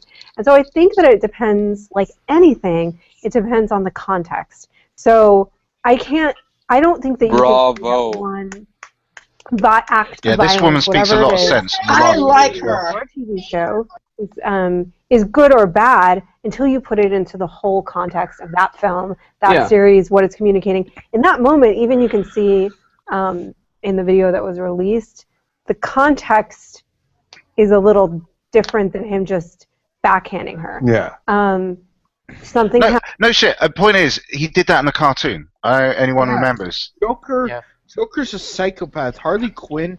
I remember like that crossover they did with Batman and stuff, and Joker. Hold on. Can we go back to what she actually said here in the video? The whole thing about things in context, that I agree with. I'm sorry, but I do. She's absolutely right on the money about that. Oh no, I agree 100% too. But the idea here is that she basically says that what a lot of us are thinking right now is that people are interested in nitpicking every single little thing before we actually get to see it in the actual movie. It has happened a lot of times before that during production something has leaked, and then people have been outraged over the fact. But when it comes out and we get to see it in the movie or in the final context, then everybody has a different take on it. Because she basically just explained the entire outrage culture right there. True. Well, I mean, there's something very similar happened with other Batman films. I mean, we had Heath Ledger as the Joker. People freaked out over that one. We had Michael Keaton back in the 80s, late 80s, early 90s. We had Michael Keaton. People didn't think he would make a good Batman. He proved everyone wrong. No one thought Tom Cruise would be a good Lestat. He proved everyone wrong. He was batshit crazy anyway, but, you know, let bygones be bygones. He did play a good Lestat. I also think the opposite. Yeah, it's true. You would expect some that seem amazing, and then the whole film is crap. As you would expect, but I'll continue the video because we don't want to divert too much, so I'll continue with that. Yeah. Happens. She does this thing. He does that thing in order to get them out of this situation, is what I saw. And maybe I'm wrong, because I don't even know if we'll see it in the movie. Sure. But, yeah, like it's just how it's handled, why it's in there, and all of those things surrounding it that have to come into play before you can make a value judgment on it. Yeah, I think it's maybe there's something about the physical contact. There's something about seeing the actual, even though the Joker in the '89 movie scarred his girlfriend, we happened off screen. He blows up Rachel Dawson. Okay, well, again, I can only point out on screen in the cartoon, he pushed Harley Quinn out of a window to a presumable death. So, I mean, for God's sake. Oh yeah, okay, well, I could only, that is some fucked up shit right there. He's done much worse to her than just the occasional slap across the face. Much worse. Because that scene could actually be interpreted as a domestic abuse kind of, you know, it's domestic murder, for fuck's sake. Yeah, domestic murder. Well, she's a cartoon character. She's not going to get killed in the anime. We know this, but the point is, again, they're speaking about they're just speaking about this as if these things have never been portrayed before, and they have. Yeah. Two kids, and they are talking about, oh, well, what message kids gonna get from it? I mean, for fuck's sake, watch some of the material you clearly haven't. It's like these people. It's before you do. It's like these people missed the '90s. Yeah. I just wanted to say real quick, the guy in the leatherish coat looks like what would happen if James Hetfield from Metallica and Jonathan McIntosh had a baby. On that note, I must continue, because you can't top that. Again, spoiler. You know, so he killed a bunch of people in each movie. Yeah. But there's something that people can see in their day-to-day lives, unfortunately. A man striking a woman that is just, I think it just hits in a different... Hold on, I have to comment this. So, blowing up a woman is... That's fine. That's fine. Killing a woman is fine. But hitting a woman, that's... Oh my god, think of the children. Here's the other interesting thing. I mean, it's long been a trope that has been noticed by, not so much by the British, but other European countries, and you'll probably be familiar with TheAndredal, which is the Americans seem to accept violence in all forms in cinema, but sex is incredibly taboo of any kind. And now it seems like America is now going, no violence, no sex. I mean, you're going to take all the fun out of entertainment if you do that. We're basically going back to the 1920s Seinfeld era. It's because the social justice warriors, they want to say, their narrative. They just want to keep saying, we need to make a clean environment again. We need to go back to being pure and wholesome. Can I make an example? It's progressive to return to the 20s, right? Pure and wholesome? Seriously, dude? Me? I just wanted to mention one thing about what Deus Ex just said, the whole difference there between, if you take a look at shows that goes on American television, there's a lot of violence, but they censor tits and they censor extreme violence in those movies, and the language is always very, very clean, even if they're interviewing gang members, you know? The language is very clean. But when you have a show that is made, like, you know what show this is, Deus Ex, like In the Thick of It, where you have a guy who is swearing like a motherfucker, and he comes with a line that is so offensive on so many levels. He basically made a line about, there's a guy in there, In the Thick of It is it's a parody of of British politics, essentially. Oh, no, it's a documentary. Yeah, and the guy here essentially swears like crazy, and even makes jokes about girls not being safe at public schools in England, and they won't be virgins for long. You know, that he makes jokes about that, and that is the BBC creating those shows. So I actually, oh sorry, I was just gonna say I actually need to take off, but my last comment on this whole thing. Okay, this is coming from someone who has been in that kind of relationship. I didn't leave my ex until he put me in the hospital. So I actually kind of have some first-hand experience on that kind of thing. I'm not offended by it. You know why? Because A, fictional characters. B, Joker is a villain. Villains do bad things. Again, a 5-year-old could fucking tell you this. What kind of world do we live in when 5-year-olds are more intelligent than grown-ass men? And that's all I gotta say. It's been very fun, guys. salient point, Lisa. Yes. Have a good evening. All right, I'll continue then. Level, then not everyone's getting tied to a chair with a drum of gasoline and a time bomb. Right. Look, that's how I got my job here. But I'm just saying. Yeah, I think it's we're talking about, you know, art, you know, reflecting things that happen in the world, even if they're comic book movies. And, you know, I do think there are situations where people fall in love after being horribly abused. It just happens. Oh, and yeah. it happens, you know, it's psychological wearing down. If we take that into the real world, then I would encourage getting help. That's your situation. Yeah, no, I'm not saying. No. I mean, I know I'm purely what you talking mean. about a representation of art, like art representing, you know, life and actually, you know, exposing some of these things. I'm saying it's not like we're going to be. Well, I mean, as an anti-hero, many people will embrace the Joker, but it's not like we're embracing the Joker because of these things. He it's is like, the villain. He is a villain, and that is why the people are out to stop him. And, you know, very well in this movie, we could see everybody banding against him, and that's, you know, what we've kind of thought. No, I mean, and I want to give a little bit more. Including her. Including her, yeah. I mean, I want to give a little bit more context. Well, actually, as a character point, that's part of how Harley Quinn it was the final season of the Batman animated series when they did the redesign, and Joker looks fucking ass, but that's another matter.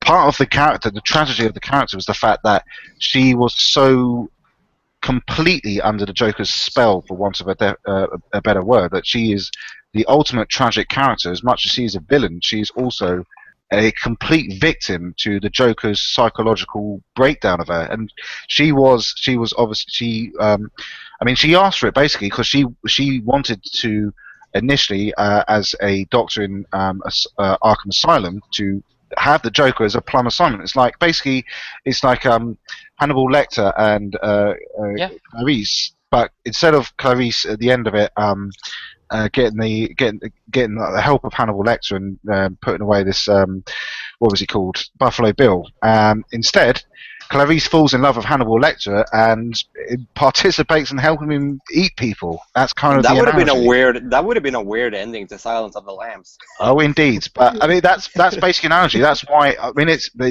definitely very grown up. But I mean, this is where you could. I mean, that's basically. I mean, this is why she's a tragic yet fun character in many ways.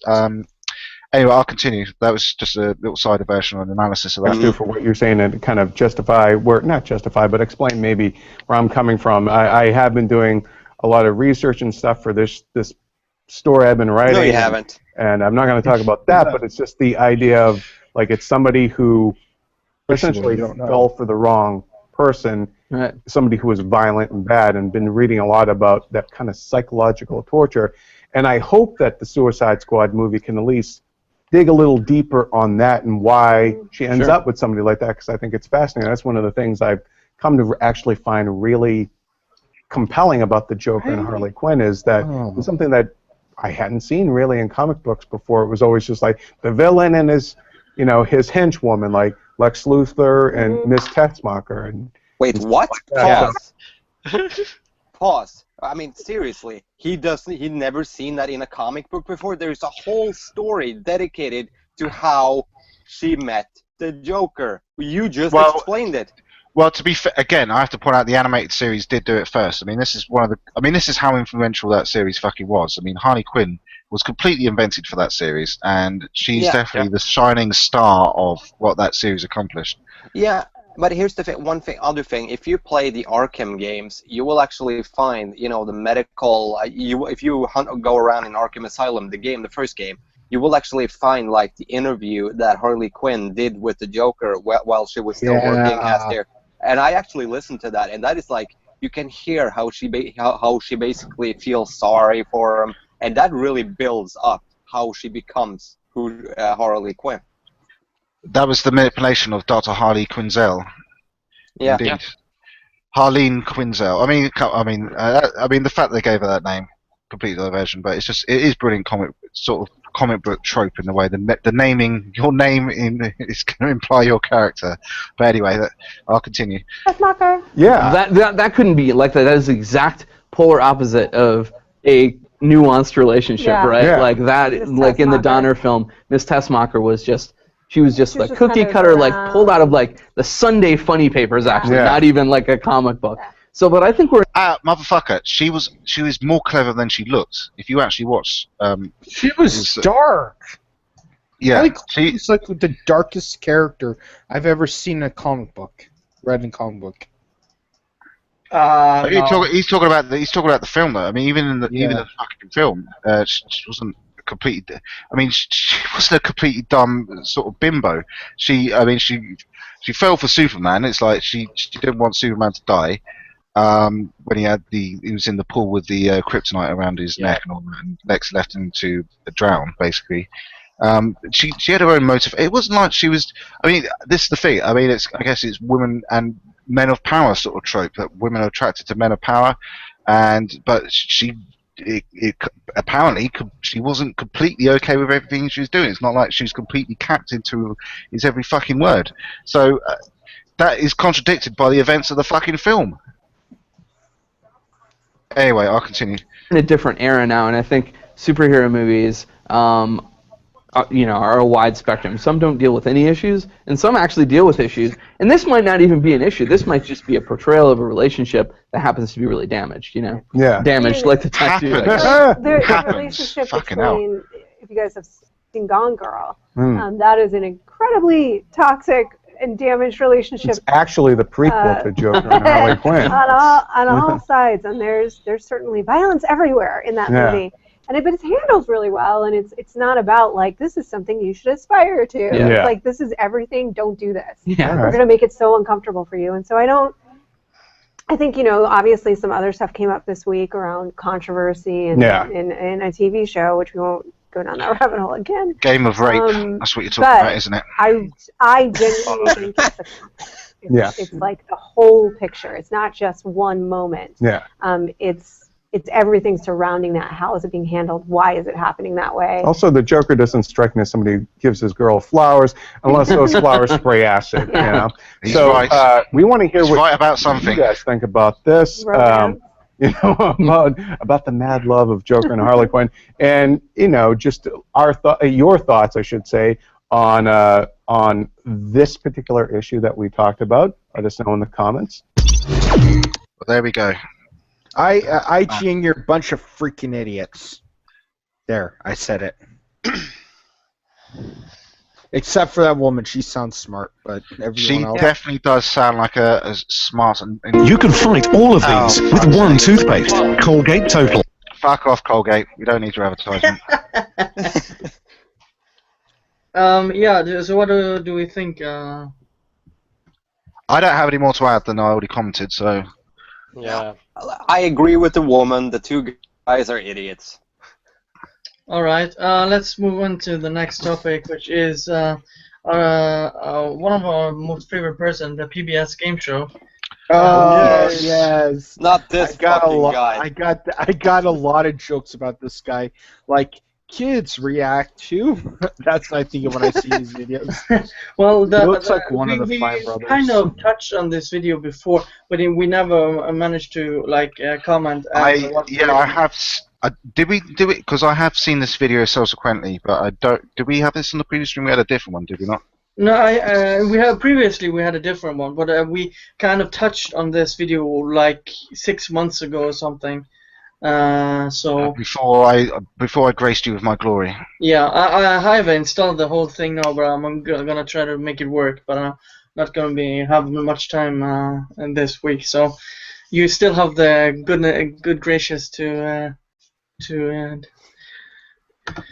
share this. I'm ready. Yeah, I'm ready to share again. So, okay.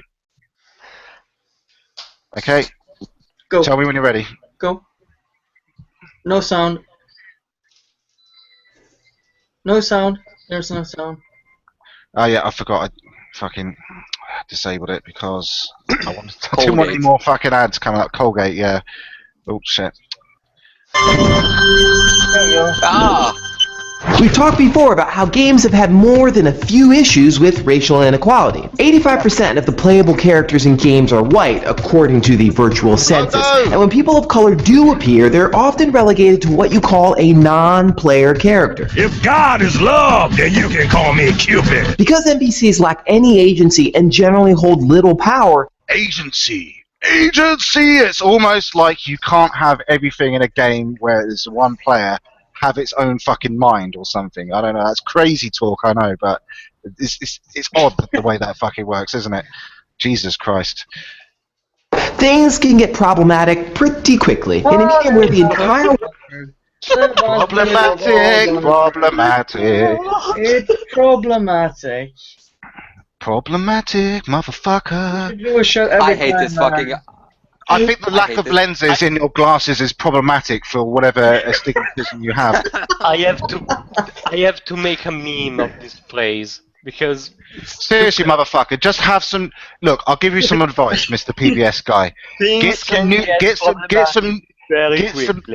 Get some neutral lenses. That basically means they don't attempt to really distort the light coming into your eyes. So at least then you've got some fucking glasses with some fucking lenses in them. For fuck's sake. I think everybody who has to wear glasses. So this guy, you're triggering me. You're taking the piss out of the fact that I have to wear corrective eye lenses with your attempt to take over my glasses wearing culture. You little prick. You're appropriating Four Eyes culture.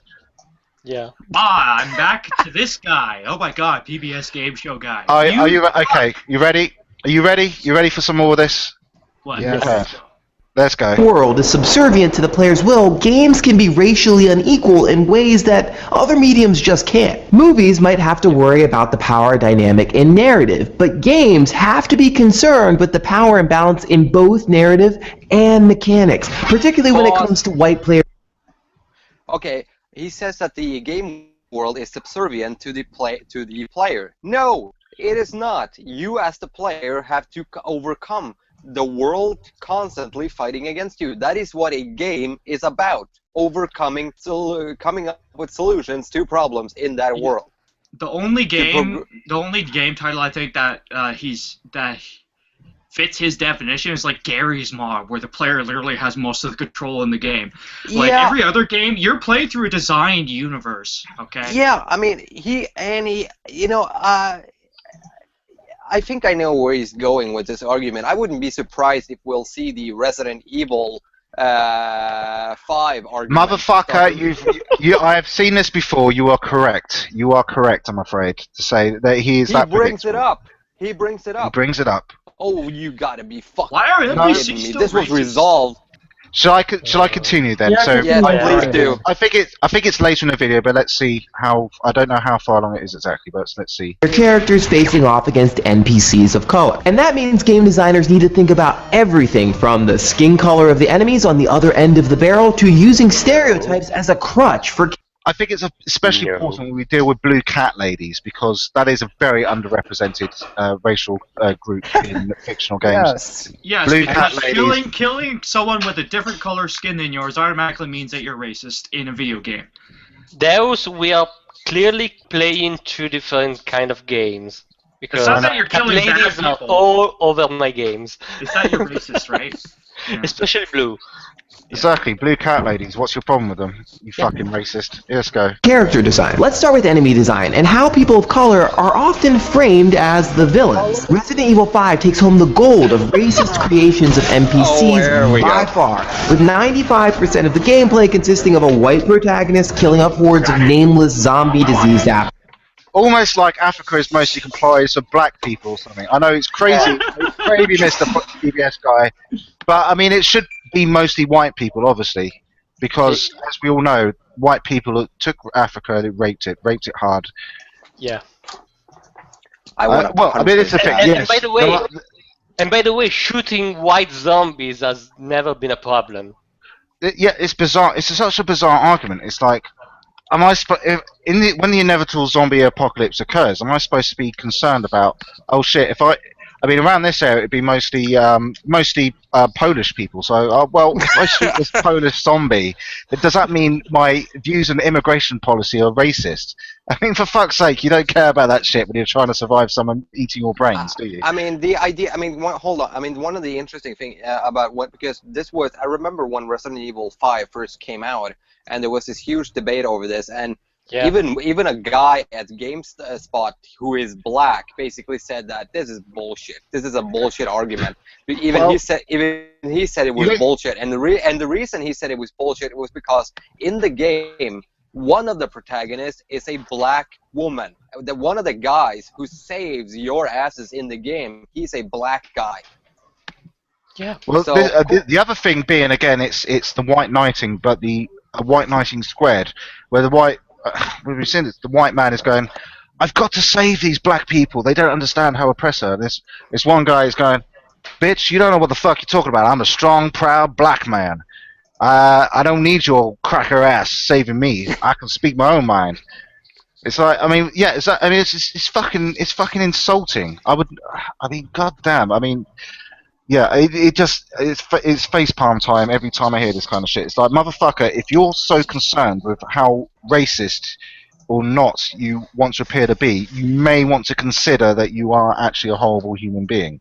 Because I just go around trying to seduce. Mind you, this is the same guy who said that no amount of research can convince me that GamerGate is actually about ethics and games journalism. Yeah. I say in my Ship to Block 20 article. He's not convinced by research. Yeah. But you might as well say no. You might as well say no. Anyone with half a brain, anyone with a functioning brain, mind you, can browse KIA for a day or two and see the truth. But no, they browse the first page and go, "Oh, there's a link about Brianna Wu. That means all of GamerGate is about Brianna Wu."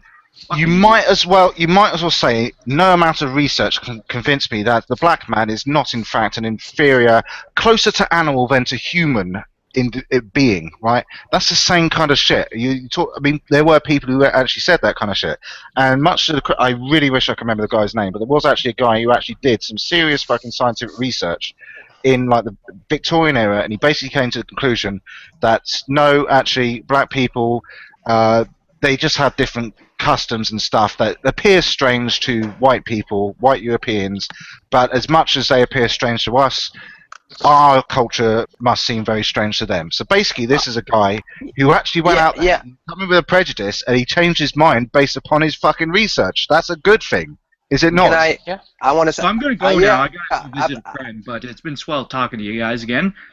All right, have a good one, my friend. Okay. See ya. Have a good one.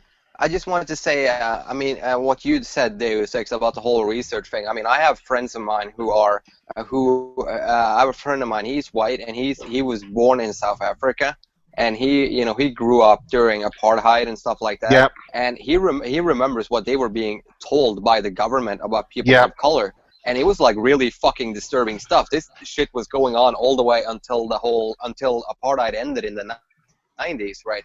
And he remembers that shit because he's 5 years older than me. So he remembers that shit. You know, black people were inferior to whites because of reasons, and it was like all these crazy shit that they started spewing out. And you know, I understand that some people are very wary of these kinds of allegations, but they are trying to strawman the argument in the same way. I mean, this is the thing. It's kind of the.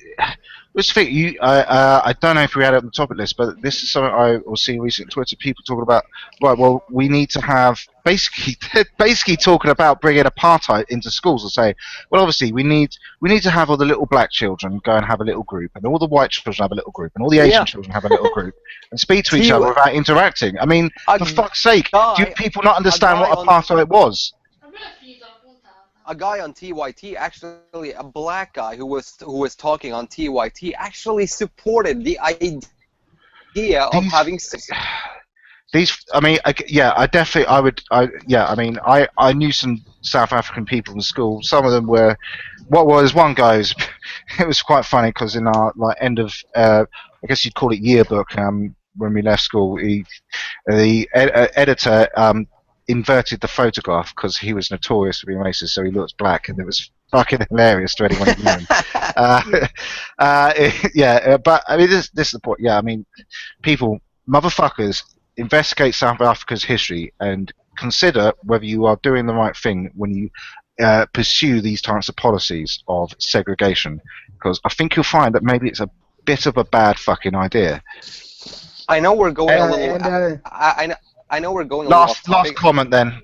Yeah, I know we're going a little off topic right now, but because what we're talking about here is we're starting to move into a completely different conversation. But the idea here is that we can't really talk about the things that he's raising here without mentioning the shit that goes on in real life as well. So True. I think it's kind of relevant.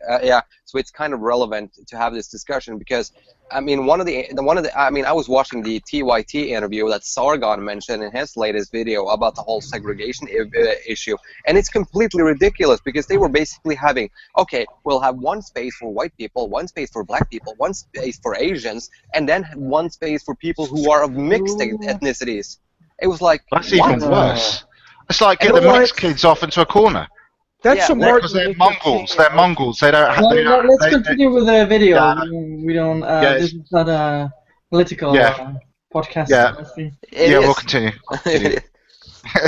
Shut up, Arnstall. They actually throw spears. I'm not making this up. Then there are all the war games, like Battlefield and Medal of Honor, that differentiates the player from enemy targets by using skin color and culture, most recently Arab or Muslim cultures, the same way that the NFL uses different colored jerseys. Even the legend. Well, it's almost like we're fighting. It's almost like these people in other countries have different majorities. It's like every time I hear this word minority, for example, it's like, well, yes, they're a minority in this particular population, but you know there are other parts in the world where the reverse is fucking true. You goddamn fucking retards. It's not like a minority is a fucking inherent characteristic. It is a description of population demographics. You fucking retards. So yes, unsurprisingly, in a population which is mostly fucking dark-skinned Muslims, you are going to be, if you're warring with these people, fighting dark-skinned Muslims. It's strange. You're not going to find a lot of fucking white people to fight against in the Middle East. Strange that. I know. But that's kind of the way fucking demographics work, you fucking retards. Yeah. Anyway, I'll continue. Of Zelda, for all of its childhood innocence, isn't above fault. Ganondorf's Gerudo racial group might be made up, but they're an entire class of people defined by 3 characteristics: living in the desert, having darker skin, and being thieves. Jews. Just say it. That's what you were thinking. Okay. You know what? So they could. What all I could say about Ganondorf is he's a maniac. Have you even played Ocarina of Time, you dumbass? Oh. Doesn't matter. The argument gets better, so let's listen to this. All the heroes are white, of course. Look, I'm not saying that people of color always have to be the good guys, but given the massive inequality in the racial makeup of playable characters, this power dynamic of white guys squaring off against people of color just can't be ignored. Racist NPCs don't just come in the form of enemy hordes, though. Take a listen to Letitia the Trash Lady in Deus Ex Human Revolution. Yeah, triggered, obviously. But did you have any comments on the previous little section? All I have to say is he was arguing about a fantasy race that is intrinsically evil and different, which makes basically almost all the fantasy races. What about orcs? What about kobolds? Can I mention a more recent example? I just beat The Witcher 3. Geralt is treated like crap throughout the entire game. He's a Witcher, he's a non-human, and everywhere you go, you get racist comments. He's not even a white guy, technically. Yeah. I'll continue. Yeah, go ahead. Okay. Yeah, we'll continue with that. I guess we're trying to keep the comments short because we got another 6 minutes of this. We'll get. I guess we're a bit slow getting. Do we have to watch the whole thing? Well, Untitled, is that? I mean, how much of this do you want to go through? Well, let's go everything. Yeah. You got the time. Yeah, it's up to you, man. I don't know how much time you want to spend on this ship, so entirely up to you. I'll continue now. It ain't the captain himself. This isn't Mark Twain. This is just over 3 years ago. Letitia points to an even bigger problem than racially divided enemy hordes. The fact that you've never been to New Orleans? I have, motherfucker. That's how people speak. I'm sorry. It's local dialogue, you piece of shit. Pedophile. Like, oh, God. Let's not throw around accusations that cannot be backed up with facts. I'm just getting really mad at this type of bullshit that these people are making. I really am. I know. Well, I'll continue. There you go. Because as the white protagonist designated street informant, which is a half step up from using the term urban spy, Letitia exists in the world of Deus Ex. Was that? How racist could this guy get? He keeps using people of color. How racist could this piece of shit? I mean, does anyone else remember Huggy Bear from Starship? Yes. Can't fucking say it. Thank you. I've lost the power of speech there temporarily. Yes. So I mean, well, he was a cool guy. I mean, he was the coolest guy who, in the film version, was played by Snoop Doggy Dogg or Snoop Lion, as he is now called. So I mean, this is the thing. Was he sort of looks upon badly? No, he was elevated to he is the coolest motherfucker in the universe status. So yes, he was like suave. I mean, the Snoop Dogg version was dumber than the older version, but still. Yeah. Anyway, continue. Huggy Bear was cool though. Yeah. For fuck's sake, fuck you, keyboard shortcuts. Solely to grant access to a part of Detroit that's outside of the main character's race and class. I hear there might be a gun seller or two around town. She's an example of a person of color who not only suffers from a stereotypical and offensive representation, but also finds themselves in the lesser role of an NPC because they're racially distinct from the white protagonist. Bullshit. Thank you. We'll continue. But there is hope. Games have gotten a lot better overall. In the 2013 Assassin's Creed DLC Freedom Cry, a black protagonist is the driving force in a story focusing on the slave trade. Wait 1 second. Still What's that? The NPCs are black, therefore racism. According to his own fucking logic. I know, it's stupid. Well, I mean, that's the thing. I haven't played that one, but it looks pretty interesting. It's like it's almost like I don't give a shit whether the guy's black or not.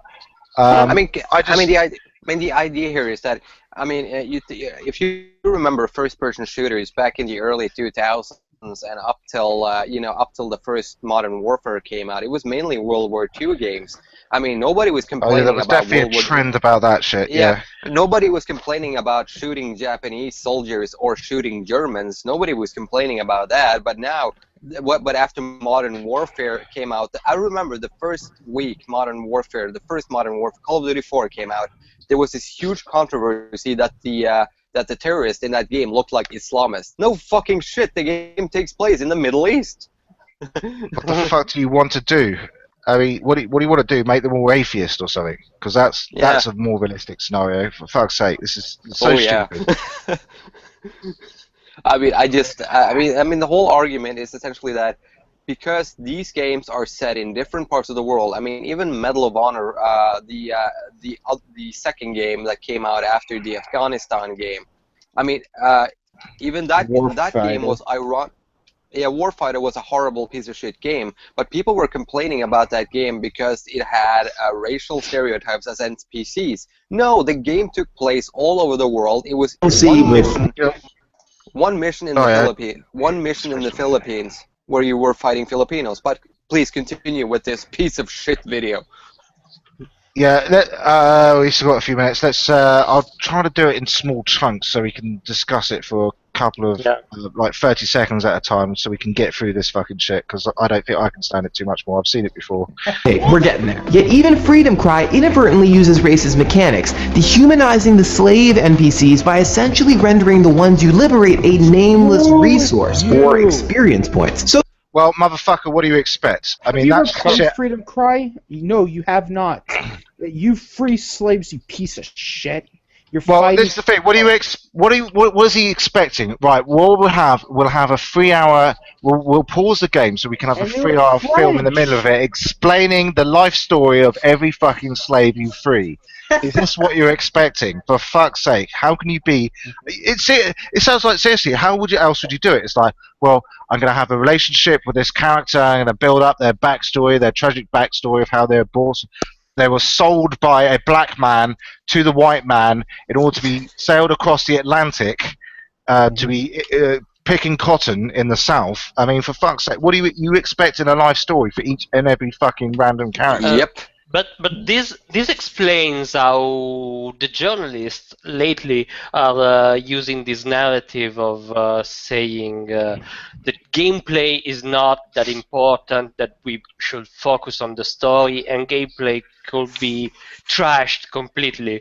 Have you Watch a fucking movie, motherfuckers. Yeah, Watch exactly. That is a game. That has game mechanics, and game mechanics could have a story, but the story serves the game, not the other way around. Right, I'll continue then. There's progress, but it's tricky, as all progress is, especially when conventional mechanics often get in the way of a humanizing narrative. But there are still persistent and more indirect issues we need to address, like the shift from offensive stereotypes to tokenism. In movies... Motherfucker. Okay, could I say something about tokenism? Yeah. Did you watch the movie Game Loading? Yes, there was a token character in there. No fucking doubt about that. You never even hear the black man speak. It's a perfect definition of a token character, for fuck's sake. He's just on the fucking train. That's it. That's all you see of him. He's a background shot. I mean, it's I have a black friend, so I can't be racist. Oh. No, you could still be racist. You could still be a racist piece of shit, even though you're. That's. I have a feeling. That is, of course, a sarcasm. I have a feeling we will talk more about this topic once we get into the whole Bahara Mustafa bitch from... Oh yes, indeed. That is a bit later, so let's try and get through this fucking... In television, you'll recognize tokenism as the black best friend problem. A white protagonist has a black friend to show them the ways of the world in quirky, ethnic ways. It's an important observation, and possibly more relevant to gaming than movies. Even when games do include characters of color, tokenism tends to rear its ugly head. BioShock Infinite, while appealing to the social injustice narrative, ostensibly renders racial inequality a gritty conflict for the gritty white protagonist to solve with quantum physics. Because it's making a fucking point, and he doesn't get that. Well, I mean, yeah, I mean, words fail me. I'm just going to continue. I mean, it's just I feel like I just end up repeating myself endlessly because they only ever say the same thing. Just repeat it endlessly. It's going to be fully fleshed out characters? Of course not, but they also don't need to be written as cheap stereotypes because that's just lazy. Things like Mass Effect and the new Dragon Age include darker skin tones while ignoring them as any indication of race, an odd oversight in the context of their because it doesn't fucking matter. Jesus. But no, you don't understand. Again, this is the type of race. It's like, oh, race is the price. It's like, okay, so you can imagine these fuckers going along and saying, well, I saw a black man in a business suit, and all I could think about was how he's denigrating urban culture by not wearing a cap backwards and some baggy clothes, and talking about how he was going to cap a motherfucker in his ass. He talked about business things, and he was talking about how his stock portfolio was doing, and this was disgusting to my mind. He was the most racist black person I've ever seen in my life. I mean, this is the kind of fucking mentality we're dealing with here. It's ridiculous. It's like, no, all he's done, I mean, this is the thing. There's a couple of options. Maybe this guy was born. I mean, it's not like every black person in America is born into poverty for a start. Yes, it's disproportionate, and that is a problem. But it's not true for fucking everyone. I mean, the ironic thing he mentioned, there was a view of Token in South Park. Now, for anyone who knows South Park, Token's family is basically the richest family in South Park. Do I need to say any more about how fucking well they'd done that? No one will ever bring it up, but they are the richest family in South Park, and there was obviously the Michael Jackson episode where there goes the neighborhood. I mean, yeah, I'm face palming literally, but I'll continue because I don't want to rant too much through this fucking thing. Universes. I don't think it's too much to ask to have racially diverse characters whose skin tone is more than just a cosmetic adjustment to make a game appear diverse. It may seem like I'm splitting hairs here, but these types of considerations are exactly the kinds of changes that need to happen for true equality in games. On the 60th anniversary of Brown versus Board of Education, the Supreme Court case that desegregated schools here in the United States, Attorney General Eric Holder delivered an important speech on the changing nature of race and inequality. He acknowledged that we've made progress, but we're moving from the realm of law to culture, from bias to sincere neutrality, from direct racial effects to indirect racial effects. Of which you've basically just said you are not willing to be neutral, because for you, skin colour is important in a game where skin colour isn't important. Which is what he's just said. It's like, well, there was this person where you could choose that you have darker skin. It had no effect on your personality, and that is not good enough. If you're black, you act a certain way, motherfucker. Right? That's basically that's the implicit message, is it not? Which says, well, I saw this person. They acted exactly the same way as this white person in this game, where you could choose whether to be white or black, and that disturbs me because white and black people are fundamentally different. No, they're not. But that is a tacit message that he's just said. I know he doesn't realize it, but that is a tacit message, is it not? If you are literally saying, there's this one character, when he was white, that was one way, and when he was black, he was exactly the same way. I don't like that. That is fundamentally saying that you assume that white and black people are fundamentally different in some way, that they cannot possibly have exactly the same experience, especially in the. I mean, you hear this stuff about lived experiences. I mean, for fuck, again, all I can say is I'm middle class, and all the black people I know. I dated a girl who was much more fucking upper class than I was. She was much haughty-taughtier than me. I mean, she fucking came from Africa as well. I mean, lived in America and all this shit, and it's like her lived experience is probably, shall I say, slightly more posh than mine. It's not like fucking urban in air quotes, which is just a code word for talking about poor black people in inner cities in America and all that shit. Yeah, I mean, I'm again, I hope I'm not triggering anyone, but I say black because black is a colour. It's not a fucking slur. Person of colour, in my mind, is much more offensive because you're saying everyone else is this other thing apart from white people. I call myself white, or I'll call myself a fucking crack, or whatever. People, fingers of it. I don't mind. I mean, let's just be fucking honest about things, because when you get into this kind of bullshit language games, you are creating a problem because you're not being genuine and honest with other people. Anyway, I'm ranting again, so I'll continue. No, go ahead. So, from commission to omission. Essentially, things are changing for the better. We've moved away from not even having characters of color in media to something slightly less racist. But with enemy hordes, stereotypical... Yeah, you're still racist by using that word, you piece of shit. Oh, so give me a minute not here, having characters in a game is fucking racist? Yeah, did you just imply, or actually, I straight up... Well, you actually said it outright, that we went from not having any persons of color, or black people, Asians, people of color. I mean, blue. I'm sure there were some blue and green people in there somewhere, but I mean, for fuck's sake, such a horrible fucking term, person of color, denigrates people to their skin color, which is, it's more appalling than anything. You can call them black, you can call them African. African American also being a terrible term. Not everyone who's black in America came from Africa, for fuck's sake. Jesus, that's so ignorant as well. I can't stand but it's saying when you didn't have that was racist. That is even fucking true, for fuck's sake. Most of the time when you're talking about 8-bit fucking characters, most of them were completely indistinct fucking things. You might say, well, assume they're white because they were written by white people. Yeah, well, no shit, because like it or not, that is just the fact of history that Europeans have been fortunate enough to have accelerated in technology. Thank the British for that, because we had the Industrial Revolution. So there you go. Chinese had it in the past. They were culturally advanced thousands of years ahead, and then they didn't really progress after that. These things happen in fucking world history, and people need to get over this shit. And Yeah, I mean, again, this is not a history podcast, but I could go into that shit, so I won't, and I'll continue again. Yeah, go Tokenism, clearly we still have a long way to go in video games. So what do you think? Do games represent race in NPCs in a problematic way? Hash it out in the comments, and if you like what you saw, please subscribe. I'll see.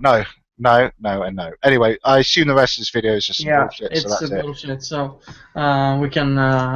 You could unshare me. Yeah. And I could go back to watching pornography of black women. Because,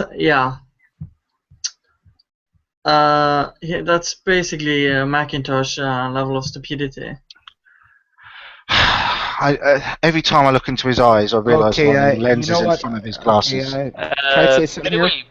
By the way, I got on something the thing, here. Oh, on the thing you said before, I'm not sure that most of the characters were white. I mean, there was a huge Japanese gaming industry.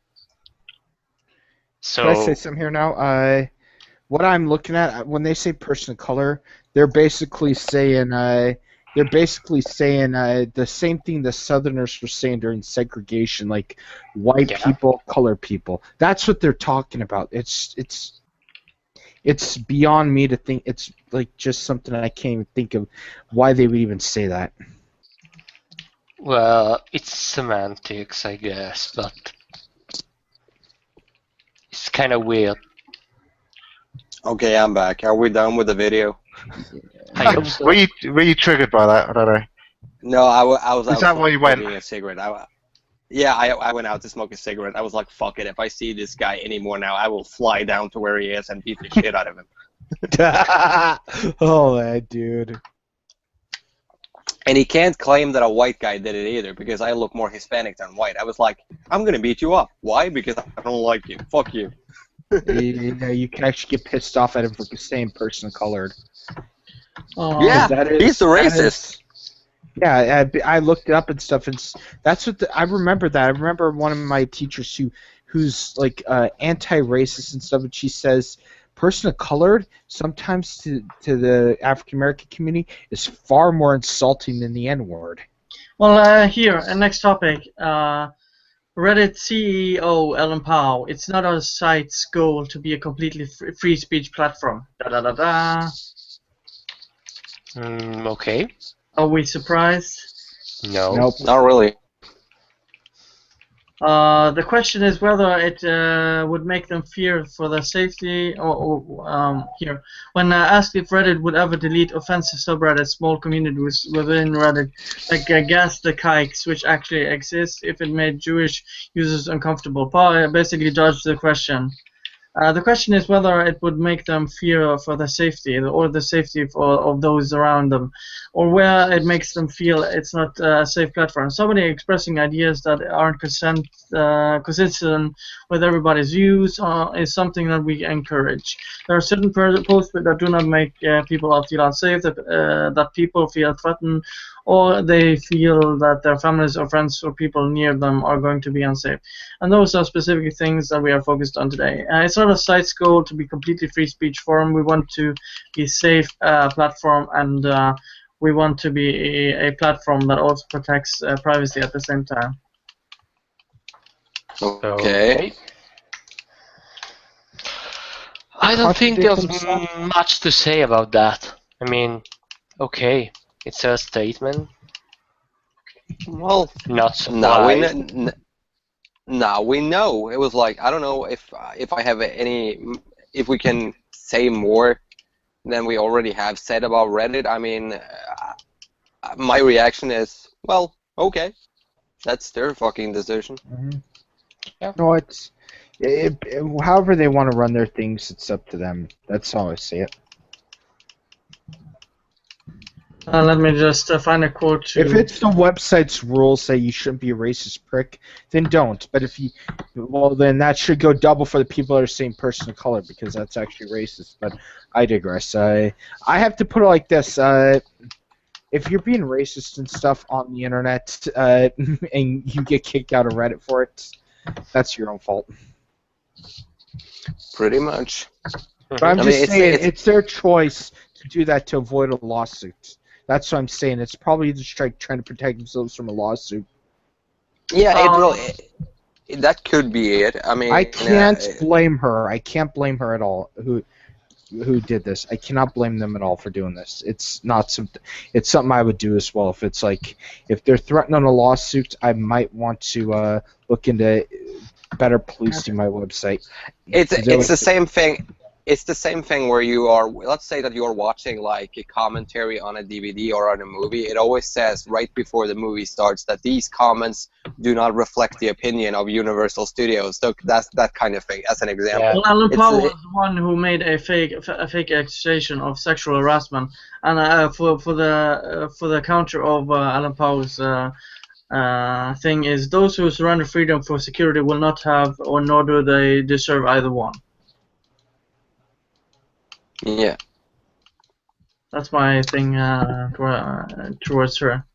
So. I'm sorry that it seems like none of. I don't know what you guys. It doesn't seem like I don't know what you want us to discuss or say about it. I'm not really surprised by this at all. No, I'm just I saw this and people should know of this because yeah. I'm kind of speechless about that as well because I get it, but I don't think it's an issue or. Well, Reddit has been mass censored, and looking everybody at Powell's bias on the whole thing, that's why I kind of. No, I agree. It's just not surprising. I mean. Yeah, sure. Do we want to move on? Yeah. All right. Next is Twitter partnering with Crash Override, and I'm gonna screen share. Let me screen share.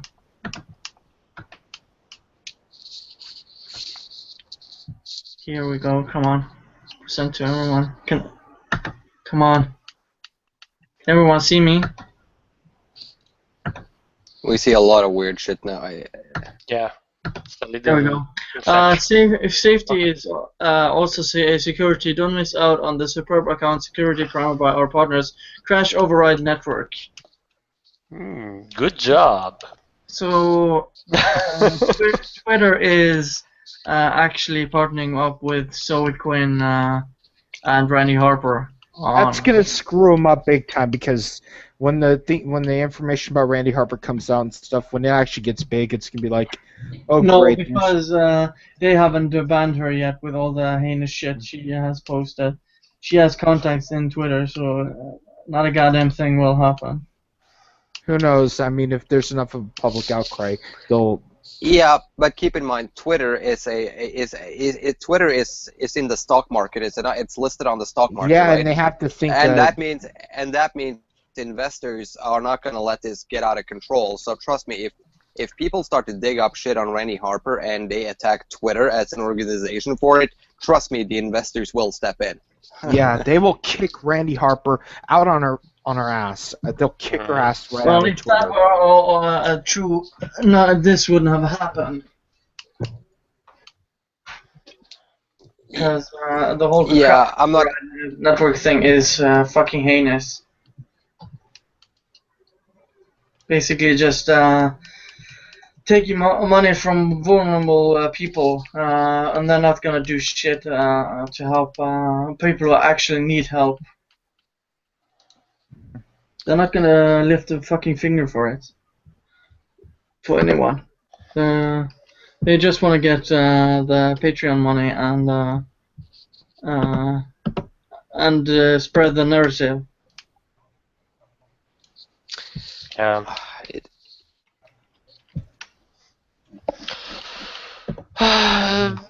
I mean, what can we still have the fetching logo, which is clearly Roadstar, which is good. That's always good. What do you think of this Crash Override Network partnering? I think it's a great move forward. It will definitely stop all that murder that happens on Twitter. Yeah. All I have to say is this: has Twitter really seen what Randy Harper's posted? Of course they have. They don't give a shit. Well, wasn't she always bragging about I've got friends in Twitter who don't understand the power, the dark side of the Force? And Stephanie actually posted that one video that just screwed him. That just showed that Twitter attacked her, saying that take down the post about Randy Harper and we'll unsuspend you. I remember that. It's just amazing. Fuck knows how the fuck is. I mean, this is just amazing. Why hasn't Twitter just basically said, "Oh, he's hashtag GamerGate is now being suspended"? I mean, because they could do that shit. But we could also sue them too. So. Twitter. Of what? No, we couldn't sue them. I don't think so. I mean, I'm sure we'd all just ignore the terms of services and just say, well, fuck it, we're gonna spam your network with as much bullshit under as many accounts as we fucking like, because you just decided to piss off people even more. All they wanted to do was to basically say, we're not the worst people in the fucking world. Maybe you should look inside your fucking self. I'm sure there are mirrors in your household that you can go and look at, but fuck's sake. Yeah, unfortunately, I wish things at this point still surprise me. But no, the only thing that does surprise me is just how blatant the logo is targeting Roguestar, for fuck's sake. It just makes me fucking laugh. She really fucking hates Roguestar. I don't even know why. I don't know what exactly the story is, but I'm sure it's amusing. Ah, Jesus. Do you think this is gonna? What do you guys think is gonna come out of this? Well, it's gonna end bad for Twitter. That's my opinion. It's gonna end bad for them. Well, the interesting thing I just noticed in the image. The image was fairly neutral or anything else other than there's some basic internet security tips about encryption and being fucking sensible. Do shit. That's all I have to say. Well, no. I mean this is the I mean, what? Fuck's sake, yeah. I mean, it's not the first time people have been told about account security and passwords and fucking social engineering, all this fucking shit. But that's not. I mean, that's not their fucking drive. We all know Clash Override didn't come from this. It's all about harassment on fucking Twitter, where people daily get murdered through tweets. I mean, if you're not aware, there is a secret hashtag you can use which will instantly murder anyone over the internet that you use. I'm not going to tell you because I know you abuse it, you fucking shitlords. But it does. I will send it to that fucking video guy. No, it should only be used for real. It should only be used for real evil. Like, I will send it to the @Twitter account, and then Twitter will implode upon itself. That's the last. That's the last option, though. Ambian Hedger from the chat here says it's a con and no, won't suspend the hashtag because it generates traffic for them. They aren't going to stop people from using their service, which is a good thing. It has to be pointed out that it is literally a con because Crash Override Network. Crash Override is going to have a stock C-O-N. They're basically admitting to it. C-O-N. It's a con. C-O-N. Yeah, but what's going to happen when the what's it called? The IRS starts looking into them. They're going to be like, we didn't know that they would do this. We're sorry, like that. And they're just going to be like, but we didn't know that they were going to be this. Bitch, we're the IRS. We don't give a shit about your progressive shit. But I mean, we just want Twitter's money. Going to say that. I know Twitter's going to say that's like, but we didn't know. But we didn't know. I mean, has anything happened with Anita Sarkeesian, her whole 401k? Or I don't know what the fuck you call it. 401k's pensions in the US, isn't it? It's not. It's something else. Title 401 or something like that. I don't know. You do charities weird. I don't understand it. No, but they're thieves, basically. That's all they are. And I'm calling them out being thieves. It wouldn't be the first time a charity has been used under false pretenses. Be careful, people who you donate your money to. Always do your research. Yeah. That's a sensible thing to just put on the fucking. You got accounts. I mean, this is just a sensible things for the internet. Trust no one. Always make sure your shit is secure. Make sure you do your fucking research before you put any money out there, and just like never go to goat sex. Because you will see a man's extended anus. The King of Ruckus asked if we could contact them. The only other option aside from that they're advertisers, or maybe the Better Business Bureau. I mean, he's talking about how we can actually contact. Well, I have no idea if they are a charity. This is a question because I have no idea how U.S. law works on this. Are they considered a business? Does that apply? But Twitter would be considered. I think Twitter would be considered under the Better Business Bureau. I could be wrong, but they could because if they're supporting a group like Crash Override, which is run by a bunch of people that are possibly some of the worst harassers on the internet. Randy Harper is the worst. Hell dump. We could just say them. A Better Business Bureau. Twitter is working with these people that harassed us for so long, that have lied about us, that have called us harassers, created an auto blocker to bully us. Well, unfortunately, strange enough, like I said it on, I think it was the radio show I was doing last night. It was basically, well, gamers, a lot of us have been bullied. We kind of know how to deal with this shit. So, well done. You have failed in all your attempts to try and bully us out. It's almost like we're fucking hardened to this fucking bullshit. Yeah, we can't get rid of us that fucking easily. People have been messing with us for so long. It's like bullshit. We know what's coming. It really has devolved into such a strange situation now. But I would like to point out one good thing. One of many actually. But one thing in particular, after almost a year now of all of this, one thing that I'm glad to see is happening is that there is a conversation about all of these things right now. Even the whole idea of challenging all of these Did he disconnect? Oh no. Well, I think we kind of move on. I think people. Sorry, guys. Yes, we know. You failed. Just wanted to say that. Yeah. I just dropped out for a second, but I just want to say that it's a great thing that we're having the conversation that we are having right now, that people are finally taking a stand against all of these political correct bullshit. Let's have a moderate discussion about all of these issues regarding GamerGate, regarding all of these political issues that have sort of been thrown into the mix. I think it's a good thing that we are finally having that discussion instead of having us versus them, that a lot of moderates have finally decided to speak up and say, this is bullshit. Yeah. And there are people, in GamerGate alone, there are people from both sides of the political spectrum. You have people who are from the left side of politics, and you have people who are from the right.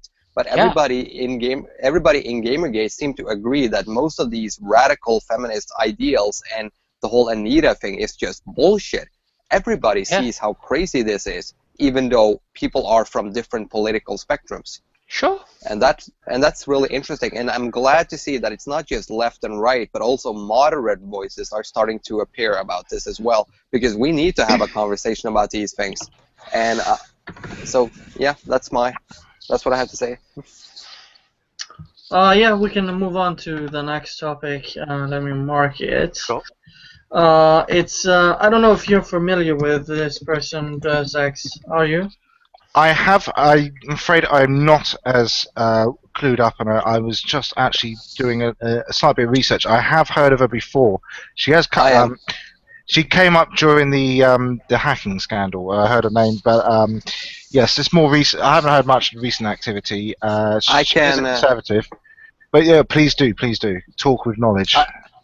Well, I actually spoke to somebody who have gone to the same school as this woman has at the Goldsmith University, I believe it was, and the whole thing is that she is the school's diversity officer. No. I know you're getting this completely wrong. Completely wrong. Wait, what? This is not Mustafa or whatever the fuck. We're not talking about that one yet. Get with the program, motherfucker. Get with the program. We're talking about a conservative politician who tweeted. Oh yeah, the one who supports us. Yeah. Okay, now I'm on board. Fucking Norway. Sorry, we skipped ahead a little bit. Yeah. I looked it up. She's a Tory, but you know, God bless her, she supports us. She was also part of New Labour as well. She, I was just looking at the Wikipedia article. She described Tony Blair as, let me get this completely right, as, where was it?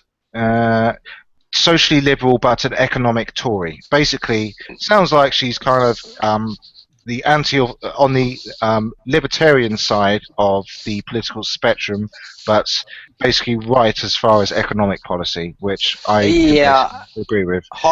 Hardly surprising that she supports GamerGate if she has libertarian views, because a lot of people who are libertarian supports GamerGate. Well, yeah. I can read the tweet from Louis Mensch. The last name, Louise, not Lewis. Lewis would be a boy. Oh, sorry. Yeah. And the last name in German means human. Just FYI. Well, you all continue to misspell my name, so whatever. No one cares about you. You know, Simon. The tweet says, more sympathy than ever with the gamers in Gamergate. Not that I'm comparing this storm in a teacup with what happened to them. What's she referring to there? Yeah, exactly. What? It's just in general. I think. She's referring to something. She's. Let's see if I can find out what the. It could be anything. I mean, I'm looking at it all right now. Give me 1 sec. God damn. I mean, it's probably something that's happened. Deus Ex, is she an MP? Is she an MP? Former MP. Yeah, I don't think she's currently a member of Parliament. God damn, I mean, she's definitely not in my area. I mean, this is in the Labour area anyway. So, but she was born in London. So there's that. London. And she's 10 years older than me apparently, and she looks to be doing quite well with it. So there you are. Let's see. Yeah, I'm just looking at recent tweet history to see if I can figure out the context for this. But yeah. She also said, on her page, she also self-describes as a feminist. So there we go. Not all feminists, hashtag that out. So there we go. That's always nice. It's always nice when you have someone who's not completely irrational. In any walk of life, I don't really care. I don't really care what your political affiliation is, as long as you're not completely batshit insane and you can speak with some rationality. I'm happy to support you in. God damn, she's really active on Twitter. God damn. Yeah, 124,000 tweets. So that'll do. Some poor bastard kid she has locked up has to write them all. I know I mean, it's not like if you're David Cameron. Obviously, David Cameron's not fucking tweeting his own shit because he'll have someone poring over that shit.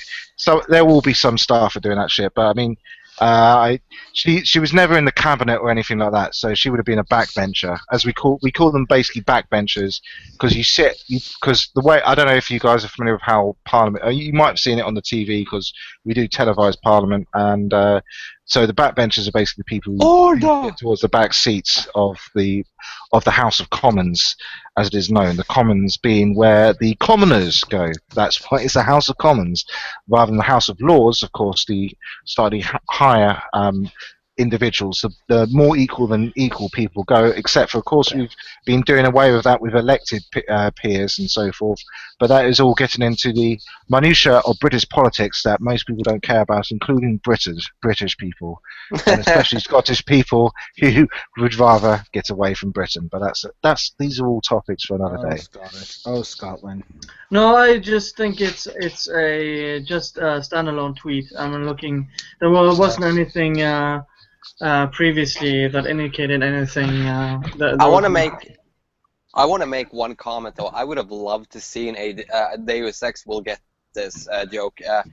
Deus Ex will get this joke, but it would be great to see a discussion between Anita Sarkeesian and Milo Yiannopoulos, with John Burko being the moderator. Don't actually know who John Burko is, so I don't get the joke. He's the Speaker of the House in Parliament. Is he at the moment? Is he? Oh Yeah. God, this is the thing. I haven't watched too much. I mean, God, I haven't been following. This is bad. I do. I mean, I used to watch quite a bit of BBC Parliament actually, but I He's the haven't main really been speaker. watching it recently. He's the Yeah, main the Speaker of the House. The Speaker of the House. Basically, for anyone who doesn't know, I guess that. I mean, I guess you have a similar thing in Congress where you have a Speaker. They are the one who basically organises. Anytime there's a debate in the House of Commons, I mean, I wish I could watch PMQs more often. Prime Minister's Question Time. That's where a lot of the main drama goes on. Where that's basically where everyone gets in the House, and because the Prime Minister has to respond to questions put to him. And yeah, the Speaker of the House is a very important figure as far as moderating all this stuff. Let's just say that whenever shit starts to go down and there's too much arguing and yelling, the Speaker of the House ends up yelling one word, and that is order. Yeah, over. Yeah. I mean, there are a lot of traditions and stuff as far as the House. I mean, he wears a powdered wig, like if you're not a judge. anymore. I mean, do they not do that anymore? Well, they used to do that shit. I mean, it was fun. I prefer those little things. It makes it fun. They still do it in I judges know this shit? How come I know this shit? I've been watching too much YouTube and not enough This Week and Question Time. This is a problem in my life. I barely even. I shouldn't be paying the license fee anymore. I barely watch any fucking broadcast TV anymore. So fair enough. That I can understand. Yeah. But moving on. Yeah. Yeah, I mean, are there any other politicians who've actually gone out and supported GamerGate? Not that I'm aware of. I mean, most of them, I wouldn't think it'd be on their radar, to be fair. Yeah. I remember one, but I don't even remember the name, and she was that girl. How was she called? Mackenzie Kelly or whatever. Yeah, exactly. The problem is that no politician with any real power or influence has spoken in support of us. It's mainly people who can't afford to say whatever the hell they want without any repercussions. Although an interesting sidebar, which is when that whole "this is what a feminist looks like" debacle was going on, David Cameron was one of the few who said he wasn't going to wear that, and I can imagine, being the savvy former PR man that he was, I'm guessing that he decided that there's as much as everyone. There's a whole bunch of other people like Nick Clegg and Miliband, who are both doing extremely well in their political careers at the moment. Jumped onto that. Yeah, he decided not to, which I believe may have been a savvy move, and like you say, he was a former PR. It backfired. Man, so. Didn't you hear that the whole T-shirt thing backfired? No. They Again, found the out that is failing to come through, but yes, sarcasm is failing to come through, but that's true. They found out that the T-shirts were made by child laborers in Manila or whatever. It was what T-shirt are we talking about? I just got back in. What are we talking about? It's the T-shirt that a lot of politicians and people in Britain decided to wear. This is what a feminist looks like. Oh, that was made by a bunch of I know the story. That was made by a bunch of enslaved women on an island nation around India, outside. Exactly, and the whole thing backfired completely. And the Prime Minister, to his credit, was the only one who was smart enough not to wear it. He was like, you know what? More power to him, because.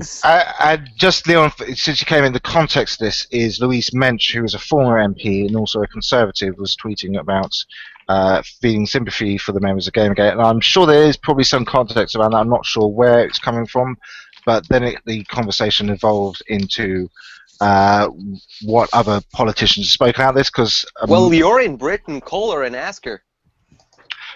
She's not a member of Parliament, and this is the thing. There's a thing called a surgery in the UK, so it is your right to basically go to these surgeries and sort of put your grievances to your member of Parliament or something along those lines. Like I say, I'm in a heavily Labour. The Labour member of Parliament here won by 77% of the vote, so basically pointless in as far as vote. But yeah, well, it'll be interesting. Oh, you know what? Dumbass Prime Minister in your guys' country, he did that one thing where I forgot. I put it on Twitter, where he wanted young people to work for very little wage. No, well, yes, there's been a lot of this around. Again, I don't want to get too off topic, so I'll be as brief as I can, TheAndredal. But there's this whole thing about benefits at the moment and the culture of people not being in work. There's always been a mainstay of conservative policy to basically say we want people to get off benefits and into work and all this sort of stuff. And I won't touch too much on the whole political arguments, but essentially what it came from was the idea that if you're on benefits, you should be doing some sort of work if you're not getting a job. That's essentially what it came down to. And there is also a common crisis across the world of young people not being able to get jobs, which occurs in a lot of countries, also occurred here. It didn't happen to me, but then again, I didn't do gender studies. I did a fairly difficult computer science course. So maybe that will help. I don't know. But anyway, I mean, yeah, there's apprenticeships and all this kind of shit. Kids, if you're out there and you're thinking about your university choices, yeah, do something that may give you job prospects if you care about that, or stick in academia. Yeah, next topic is what you wanted to talk about Norwegian guy. You wanna? Yeah, now that I finally got the person right, and I'm not blaming some random Tory MP for being. Sorry, I completely misunderstood the last one. That I got a little confusing. Too much British. Anyways, yeah, this woman is essentially the diversity officer at. She's a diversity officer, whatever the hell that means. At I believe it was Goldsmith University. I believe that is the name of the school. I'm not sure. Maybe correct me if I'm wrong. But I do know a guy who went to the school at the same time as she did, and he basically described her as a person who have been banging on about the whole racism and feminist argument for a long time at the school, and not a lot of people at the actual school take her seriously. She's seen as a very she's seen as somebody who's very on the fringe on a lot of issues, and now that Scotland Yard has gotten involved and investigating her for racist comments, that yeah, I don't know, it's basically gone full circle. She did the whole KillAllWhiteMen hashtag thing, then she had a meetup at a diversity meeting where she basically told everybody of if you are a person of color or are gay or are a woman, you are welcome. But if you are a white man, please stay the fuck away. So she basically set up this meeting at the school where basically she banned people who are white and who are male. So she discriminated on gender and she discriminated on race, which have gotten a huge backlash from the students, and and the whole thing ended with a big backlash against her and the people who organized this thing. And then she went out and tweeted KillAllWhiteMen hashtag, and then the thing even blew even more up. And then people started a hashtag campaign called I support. That's not the first one. That's not the first one. That's not the first one. Whatever it was. The first one was a Change.org campaign to get her fired. Then the I support Bahara Mustafa that came out, and then which was I never saw it because it was massively taken over. So yeah, it was completely taken over, and instead you saw like comments like, I support Bahara Mustafa getting fired. You know, it was I support. I don't hashtag support Bahara Mustafa. I don't know how much I can say about this because I feel like there's one person on the internet who have talked about her and is able to articulate themselves way better than I am, and that is Sargon. He made a whole video about this woman. I highly recommend you go see it. Can I talk about this now? And I highly. You may never talk. Silence yourself. All right, fine. No, you speak. Yeah, go ahead, man. The fact that Scotland Yard is now investigating her means there's something else wrong with her. She's screwed if you have Scotland Yard investigating her. Really? I haven't heard about it. Could you well, I mean, Scotland Yard that's quite. I mean, obviously, yeah, that's kind of high level. I mean, she does come from North London. I know that much. London. But they don't speak like that in North London. This is only East London, where I'm from. So that's there's some diversity in London. There's a small amount of diversity in London. It's not like I'm in the blackest the blackest council in London or anything like that, where the youngest and the blackest, which obviously means that we're just crime ridden and stuff. Although actually it's okay here. It could be better, but that's Labour or something. I don't know. Anyway, I'm rambling. But yeah, North London, there's quite a Jewish, rich area. Yeah, there's some nice places around there. There's some shitty places, I know that as well. But that's like London in general. You find a lot of shitty places next to very nice places. Even within the same, I mean, what place I lived, like you go down one street, it's all fucking shitty. You go down another street, it's all very expensive places. But they're all kind of basically the same houses from like the Victorian era and shit. It's bizarre. It's kind of bizarre. You don't really have segregated poor and rich areas.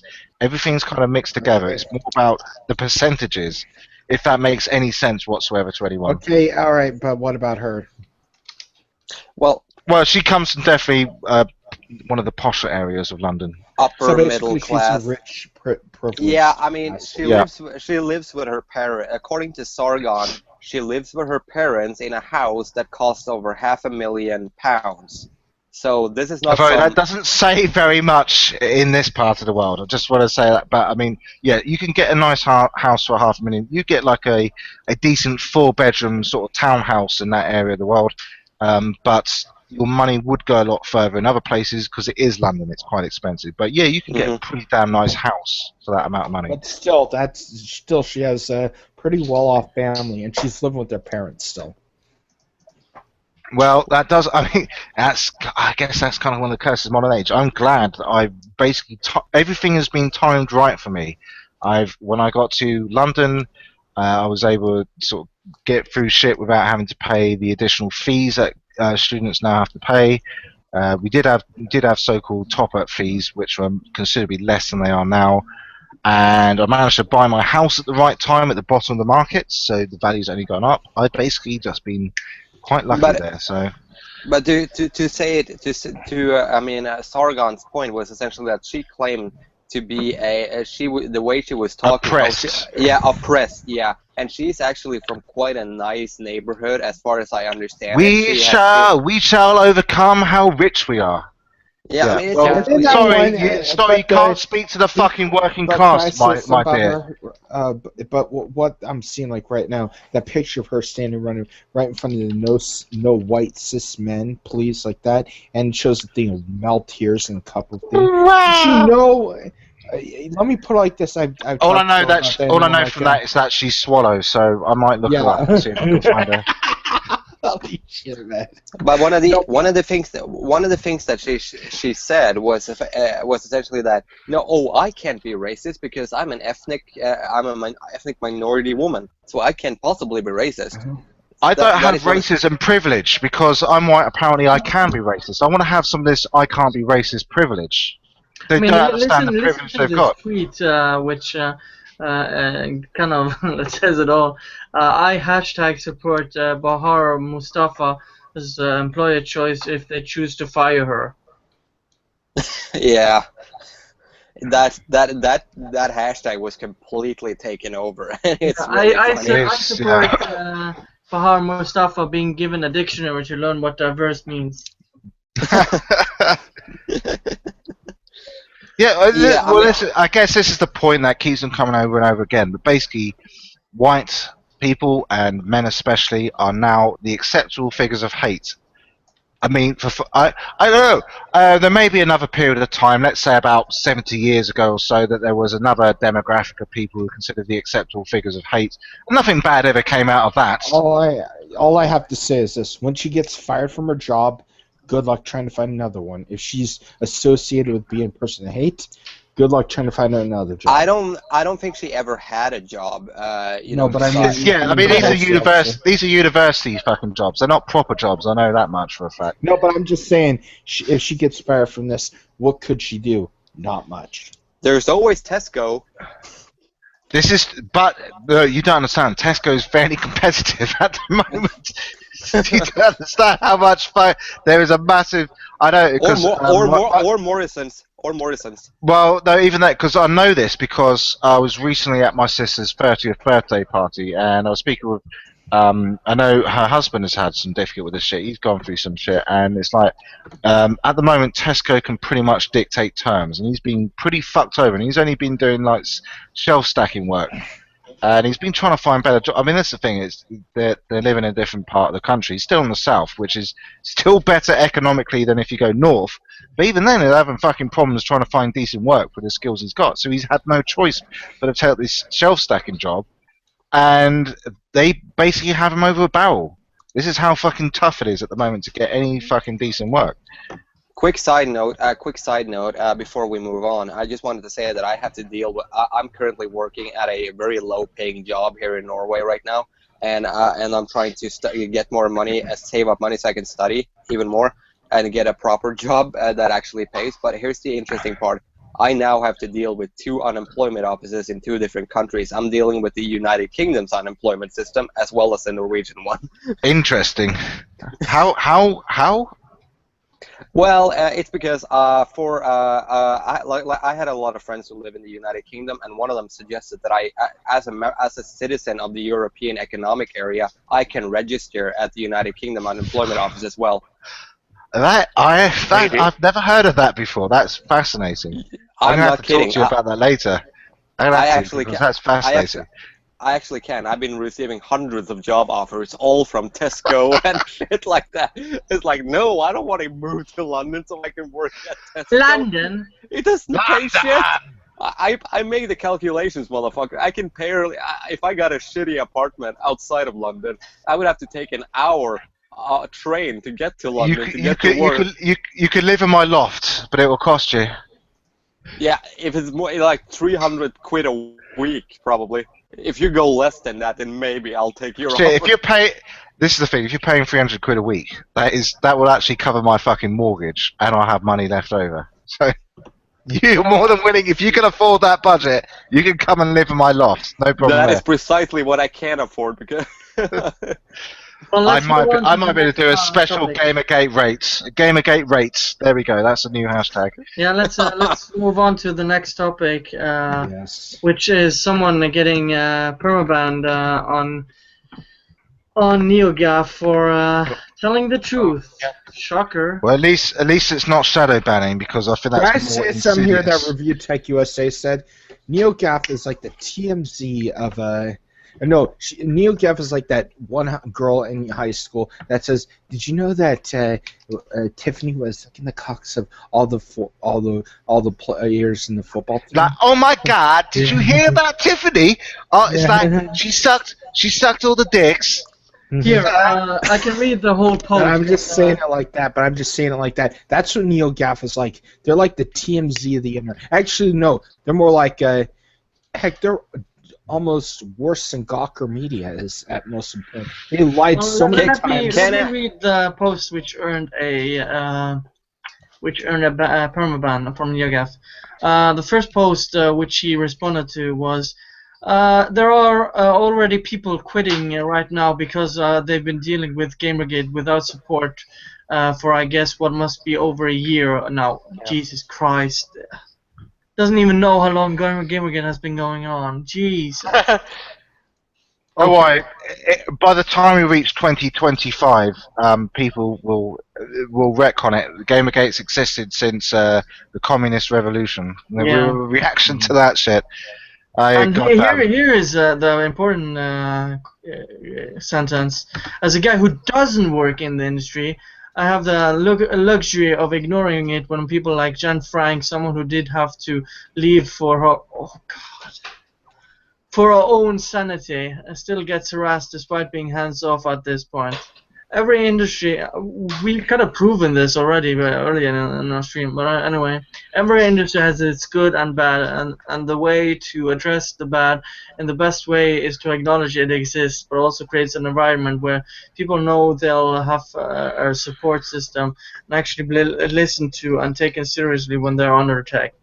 That's what makes people feel safe entering and remaining in the industry, and it's in that area that the industry and gaming community needs to work to foster. Yeah, bullshit. Here's from someone who isn't actually dev. And notice it says banned. I work in the industry, and I can honestly say that nobody I've met has expressed any concern at the possibility of harassment by GamerGate. And we have a huge amount of interest in our intern scheme. Applications were up this year, and the male-female split is closer than ever. I'm not saying you're alluding it to doesn't happen, but because it clearly does, but it is overblown. Well, here's the thing, right? You could just say, well, it's only the sexists and the racists, like the guy from PBS Game Show that we saw earlier, who care about this shit. Everyone else is just like, I don't really give a shit who's developing the games I play, as long as the game's good. Oh, it's a woman who developed this game. I give as much shit about that as whether she chooses to eat the carpet or suck the dick. It's like these are factors that are just not relevant. Only people who are moral Puritans give a shit about this stuff. I do not. You can do what the fuck you like. Yes, it's pretty much. These are the new Puritans. This is what we're doing. People who are so concerned with what other people are doing with their lives, but it is all consuming. I don't care about this shit. If you make a product that I like, I don't really give a fucking shit what you've done with your life. You can do what the fuck you like. You can be married, whatever genitals, whether you want to chop your genitals off and become a woman, or you want to do some shit, become a man, or I don't know, you're black, you're white, whatever, where you came from. It's like, can you do the job well? That's all I really care about, because that's all that really matters as far as working in a business. And all that other petty bullshit that everyone deals with, it's like whatever political shit you're doing or whatever fucking background you come from, all that shit should be left outside the door. You come together, you do a fucking job, you do it well. And it doesn't mean you can't talk about it and have some interesting conversations, but it just means it's irrelevant to the outputs of your job. Right? Yeah, This is a very simple thing. It's like these people are obsessed with it, and it's like, I'm just not obsessed with it. I don't think about the world in these terms. I just get on with people as they come. I don't understand why that should be such a controversial fucking attitude to have. I really don't. It's a bizarre world that I'm living in. I mean, here's someone actually disproving and actually telling the truth, opposed to someone who admits not working in the fucking industry. And it's basically just saying, well, you know what? I've heard these fucking rumors, and it's kind of I'm definitely sure it happens, even though I have no fucking idea, because other people have told me, and this person told me, and it just becomes I mean, people have said it becomes a cult. Everyone, you've got to have things. Really successful cults have figures of hate. They have a Satan. They have a devil. That everyone can say, well, the devil is in here, and it's always all present and omnipresent, and it's responsible for all evil. And if you could just get rid of the devil, then the world will be perfect. And it's this kind of very simplistic, black and white moral thinking that has led to a lot of the problems in the world. In my opinion, very controversial. I know I'm going off on a rant again, but this shit does really get to me as somebody who just wants to get on with life and have interesting conversations with people and not really care where the fuck you come from. I mean, goddamn, next week I'm not going to be on the stream next week because I'm going to be going to a birthday party of a mixed race individual who has his father's from the from the Caribbean, and I might be getting that the wrong way around. But you see, white and black parents, I don't even care which way around it is because it's completely irrelevant. And I only know this because we sort of half discussed it, but it's not fucking relevant. He's just my friend. He's not a fucking token, as it was we discussed earlier. The point is we go out, we get drunk. That's what we do. It's just not everything else is fucking irrelevant. All right, guys. I'm sorry, I'm ranting again. You need to mute me, TheAndredal. I just wanted to say that I have to go now, but it's been great chatting with you guys. But I have to go. And Deus Ex, let's just say that 90% of the jobs that I've been getting emails from the UK are customer service jobs that require Norwegian-speaking people. Really? I had no idea there was a demand for that shit. I'm not kidding. 25 jobs in 2 hours came popping into my email from the United Kingdom as unemployment office. Here's suggestions for Norwegian-speaking people. We need you. And the problem is, no Norwegian would ever want to accept those jobs because we get paid more for worse jobs here in Norway. We're gonna have to talk about. Excuse me, we're gonna have to talk about this later because this is too fucking amazingly bizarre for me to comprehend. Okay. Yeah, All right, I'll explain it to you in detail, but I gotta go now. Okay, we'll talk to you later. Okay, have a good one. We'll talk to you later. Bye-bye. All right. Yeah. Now, are we done with this topic with NeoGaf? Because the next one looks even better. Yes, I would. Yeah, say I think continue. Okay, let's do next topic. I'm just gonna mark it. Let's see. I've seen people. This has been popping up all day long. Let me screen share. Anita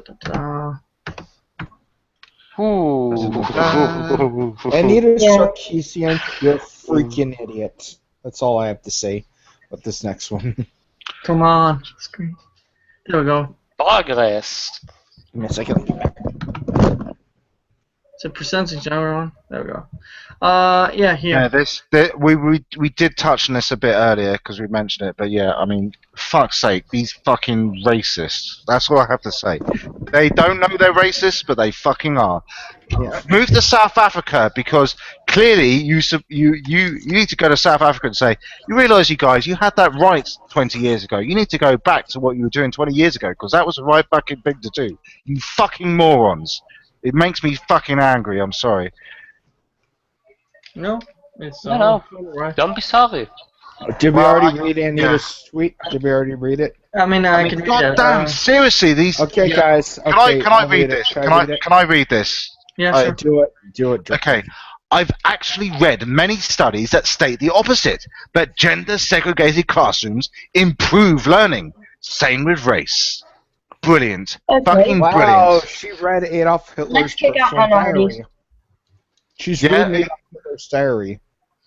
I know. And I'll give the context because this is from 2011, 29th of September 2011. Adios Barbie said, study shows single-sex schools negative. I'm not sure how I feel about this. What are your thoughts on this study? And there we go. That's Feminist Frequency's thoughts on those studies. Although I have to say on that, I did go to my secondary school. For Americans listening, it's kind of a combination between middle and high school, I guess. Ages from basically 12 to 18. It was, for the longest time, a boys' school, so just a single sex. In the sixth form, so that would be the ages 17 and 18, it had girls since, I think it was 1984. And in fact, the year that I started was the last year at which it was only boys from the first year, so that would be again ages of 12. The year after that, it was mixed, so girls and boys. And I have seen things saying that, like, basically boys do better in single-sex schools. Girls, it kind of doesn't matter so much. I guess the reason being the boys are distracted by the girls or some shit like that. I don't know. Which I guess has possibly some reason behind it, but merit behind it. But I mean, yeah, I mean, it's just, I mean, but I mean, I can't see how race is relevant to this shit. Maybe sex, simply because of those biological factors, maybe, but race, not so much. I mean, Yeah, I don't see it. Most of the people who were non-white at my school were from Indian heritage, because again, that tends to be the demographic, at least in this country, of which the pushy parent sort of stereotype, the ones who really push them to get into the top schools, and they're always pushing forward and that stuff. I don't think there are any people of sort of Oriental, sort of Chinese origin or stuff. So mostly whites with some Indians. That was basically the sort of profile, but I mean, I never really thought anything about it as far as like how that split worked. It's just not something. It's not something I was fucking interested in. I was trying to do my fucking work. It's like, it's quite a tough school with longer hours than you do at other state schools, and yeah, it was a tougher school. I mean, that's kind of the fucking point. That's what you're paying your money for, is to get your kids a better education than you can get through like the state system and shit. And I did that shit on a what they called at the time an assisted place, which basically meant you didn't get like a full scholarship, but you got some of the fees were paid by the government. So you parents had to contribute some of the money towards that, but it was less than it would be the full whack, as it were. Anyway, that's my story. It's okay. All right. to everyone. All right. Enough of Dave's just rambling. What I think of this is, where the hell did Anita get Adolf Hitler's personal diary? Because, I mean, come on, segregation? That is 1950s southern U.S. idea of thinking. Yeah. Bullshit is all I have to say. Progress. That's all I have to say. I mean, yeah. Again, I can only say. I mean, it's just stupid. I mean, is it really that fucking difficult to just say, look? Can we not hate people for the content of their character rather than the colour of their skin? Is that too difficult? That was Martin Luther King's dream, was it not? Let's stop hating people because of race, and let's start hating them because they're just shitty human beings. I believe that was the gist of it. More or less.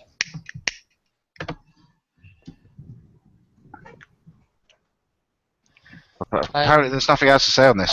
Everything's been said. Yeah, I know. Yeah, Anita just contradicted everything she said over the past years. It's like, is it really a contradiction? It seems very in line with how these people have generally been speaking. I mean, this is 2011, so it's 4 years ago. And this is just like what Bahar. This is just like Bahar, whatever the hell her name is. Mustafa actually said is no cis white male is allowed. Basically, she refuses to let white people out. She's basically doing a segregated area again. So it's bullshit like this at the. Well, I mean, it's kind of a step beyond that. I did mention it before. This whole thing about authentic. I don't know where the fuck that phrase come from. Authentic experiences. I don't know where did the fucking adverb authentic come from? Like there are non-authentic experiences, but it seems to be like, right, black people have certain experiences, white people have certain experiences, Asian people have certain experiences, Oriental / I don't know what you call them, I guess you call them Chinese or whatever, but Indian / Asian, however the fuck you differentiate this shit. All people these have Pacific Islanders, I guess that's a thing in America, right? Have different experiences. Therefore, what we need to do is instead of getting the kids around to talk with each other and talk about their different experiences, what we need to do is get the black kids over there. They can talk to each other about their authentic experiences. The white kids, well, their authentic experiences don't matter as much. We know this already. The Indian guys, so they can all go and speak about their authentic experiences out there. Instead of, I don't know, crazy fucking idea. Why don't we have these people all mixing together, talking about their experiences? Let's forget whether it's authentic enough. Maybe they can just talk to each other like fucking human beings or some shit like that. Maybe that would be a good thing. I don't know. Obviously, I'm a fucking racist for saying this shit. That people should just mix together and not really think about this fucking shit. Maybe that would be a good idea. But obviously, I'm a racist and sexist for having this crazy notions of maybe we should stop worrying about this shit so much and just let kids be kids and talk to each other. Yeah. Fucking arsehole that I am. Anybody else have any opinions on this? I think it's pretty much covered at this point because that's just Anita for you. Yeah, pretty much. Or Macintosh, depending on who's writing the script that week, I guess. Probably Macintosh. This one. You know what, Macintosh? He's gonna he's screwing them up big time. His idioticness.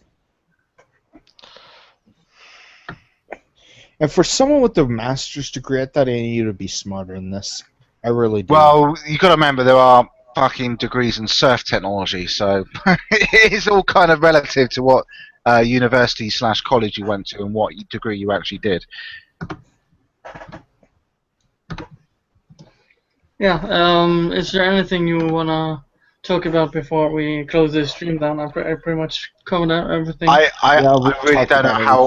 I really don't know how else to express my exasperation with these people who say, oh, we're all about diversity, whilst being the most racist motherfuckers I've ever heard in my life.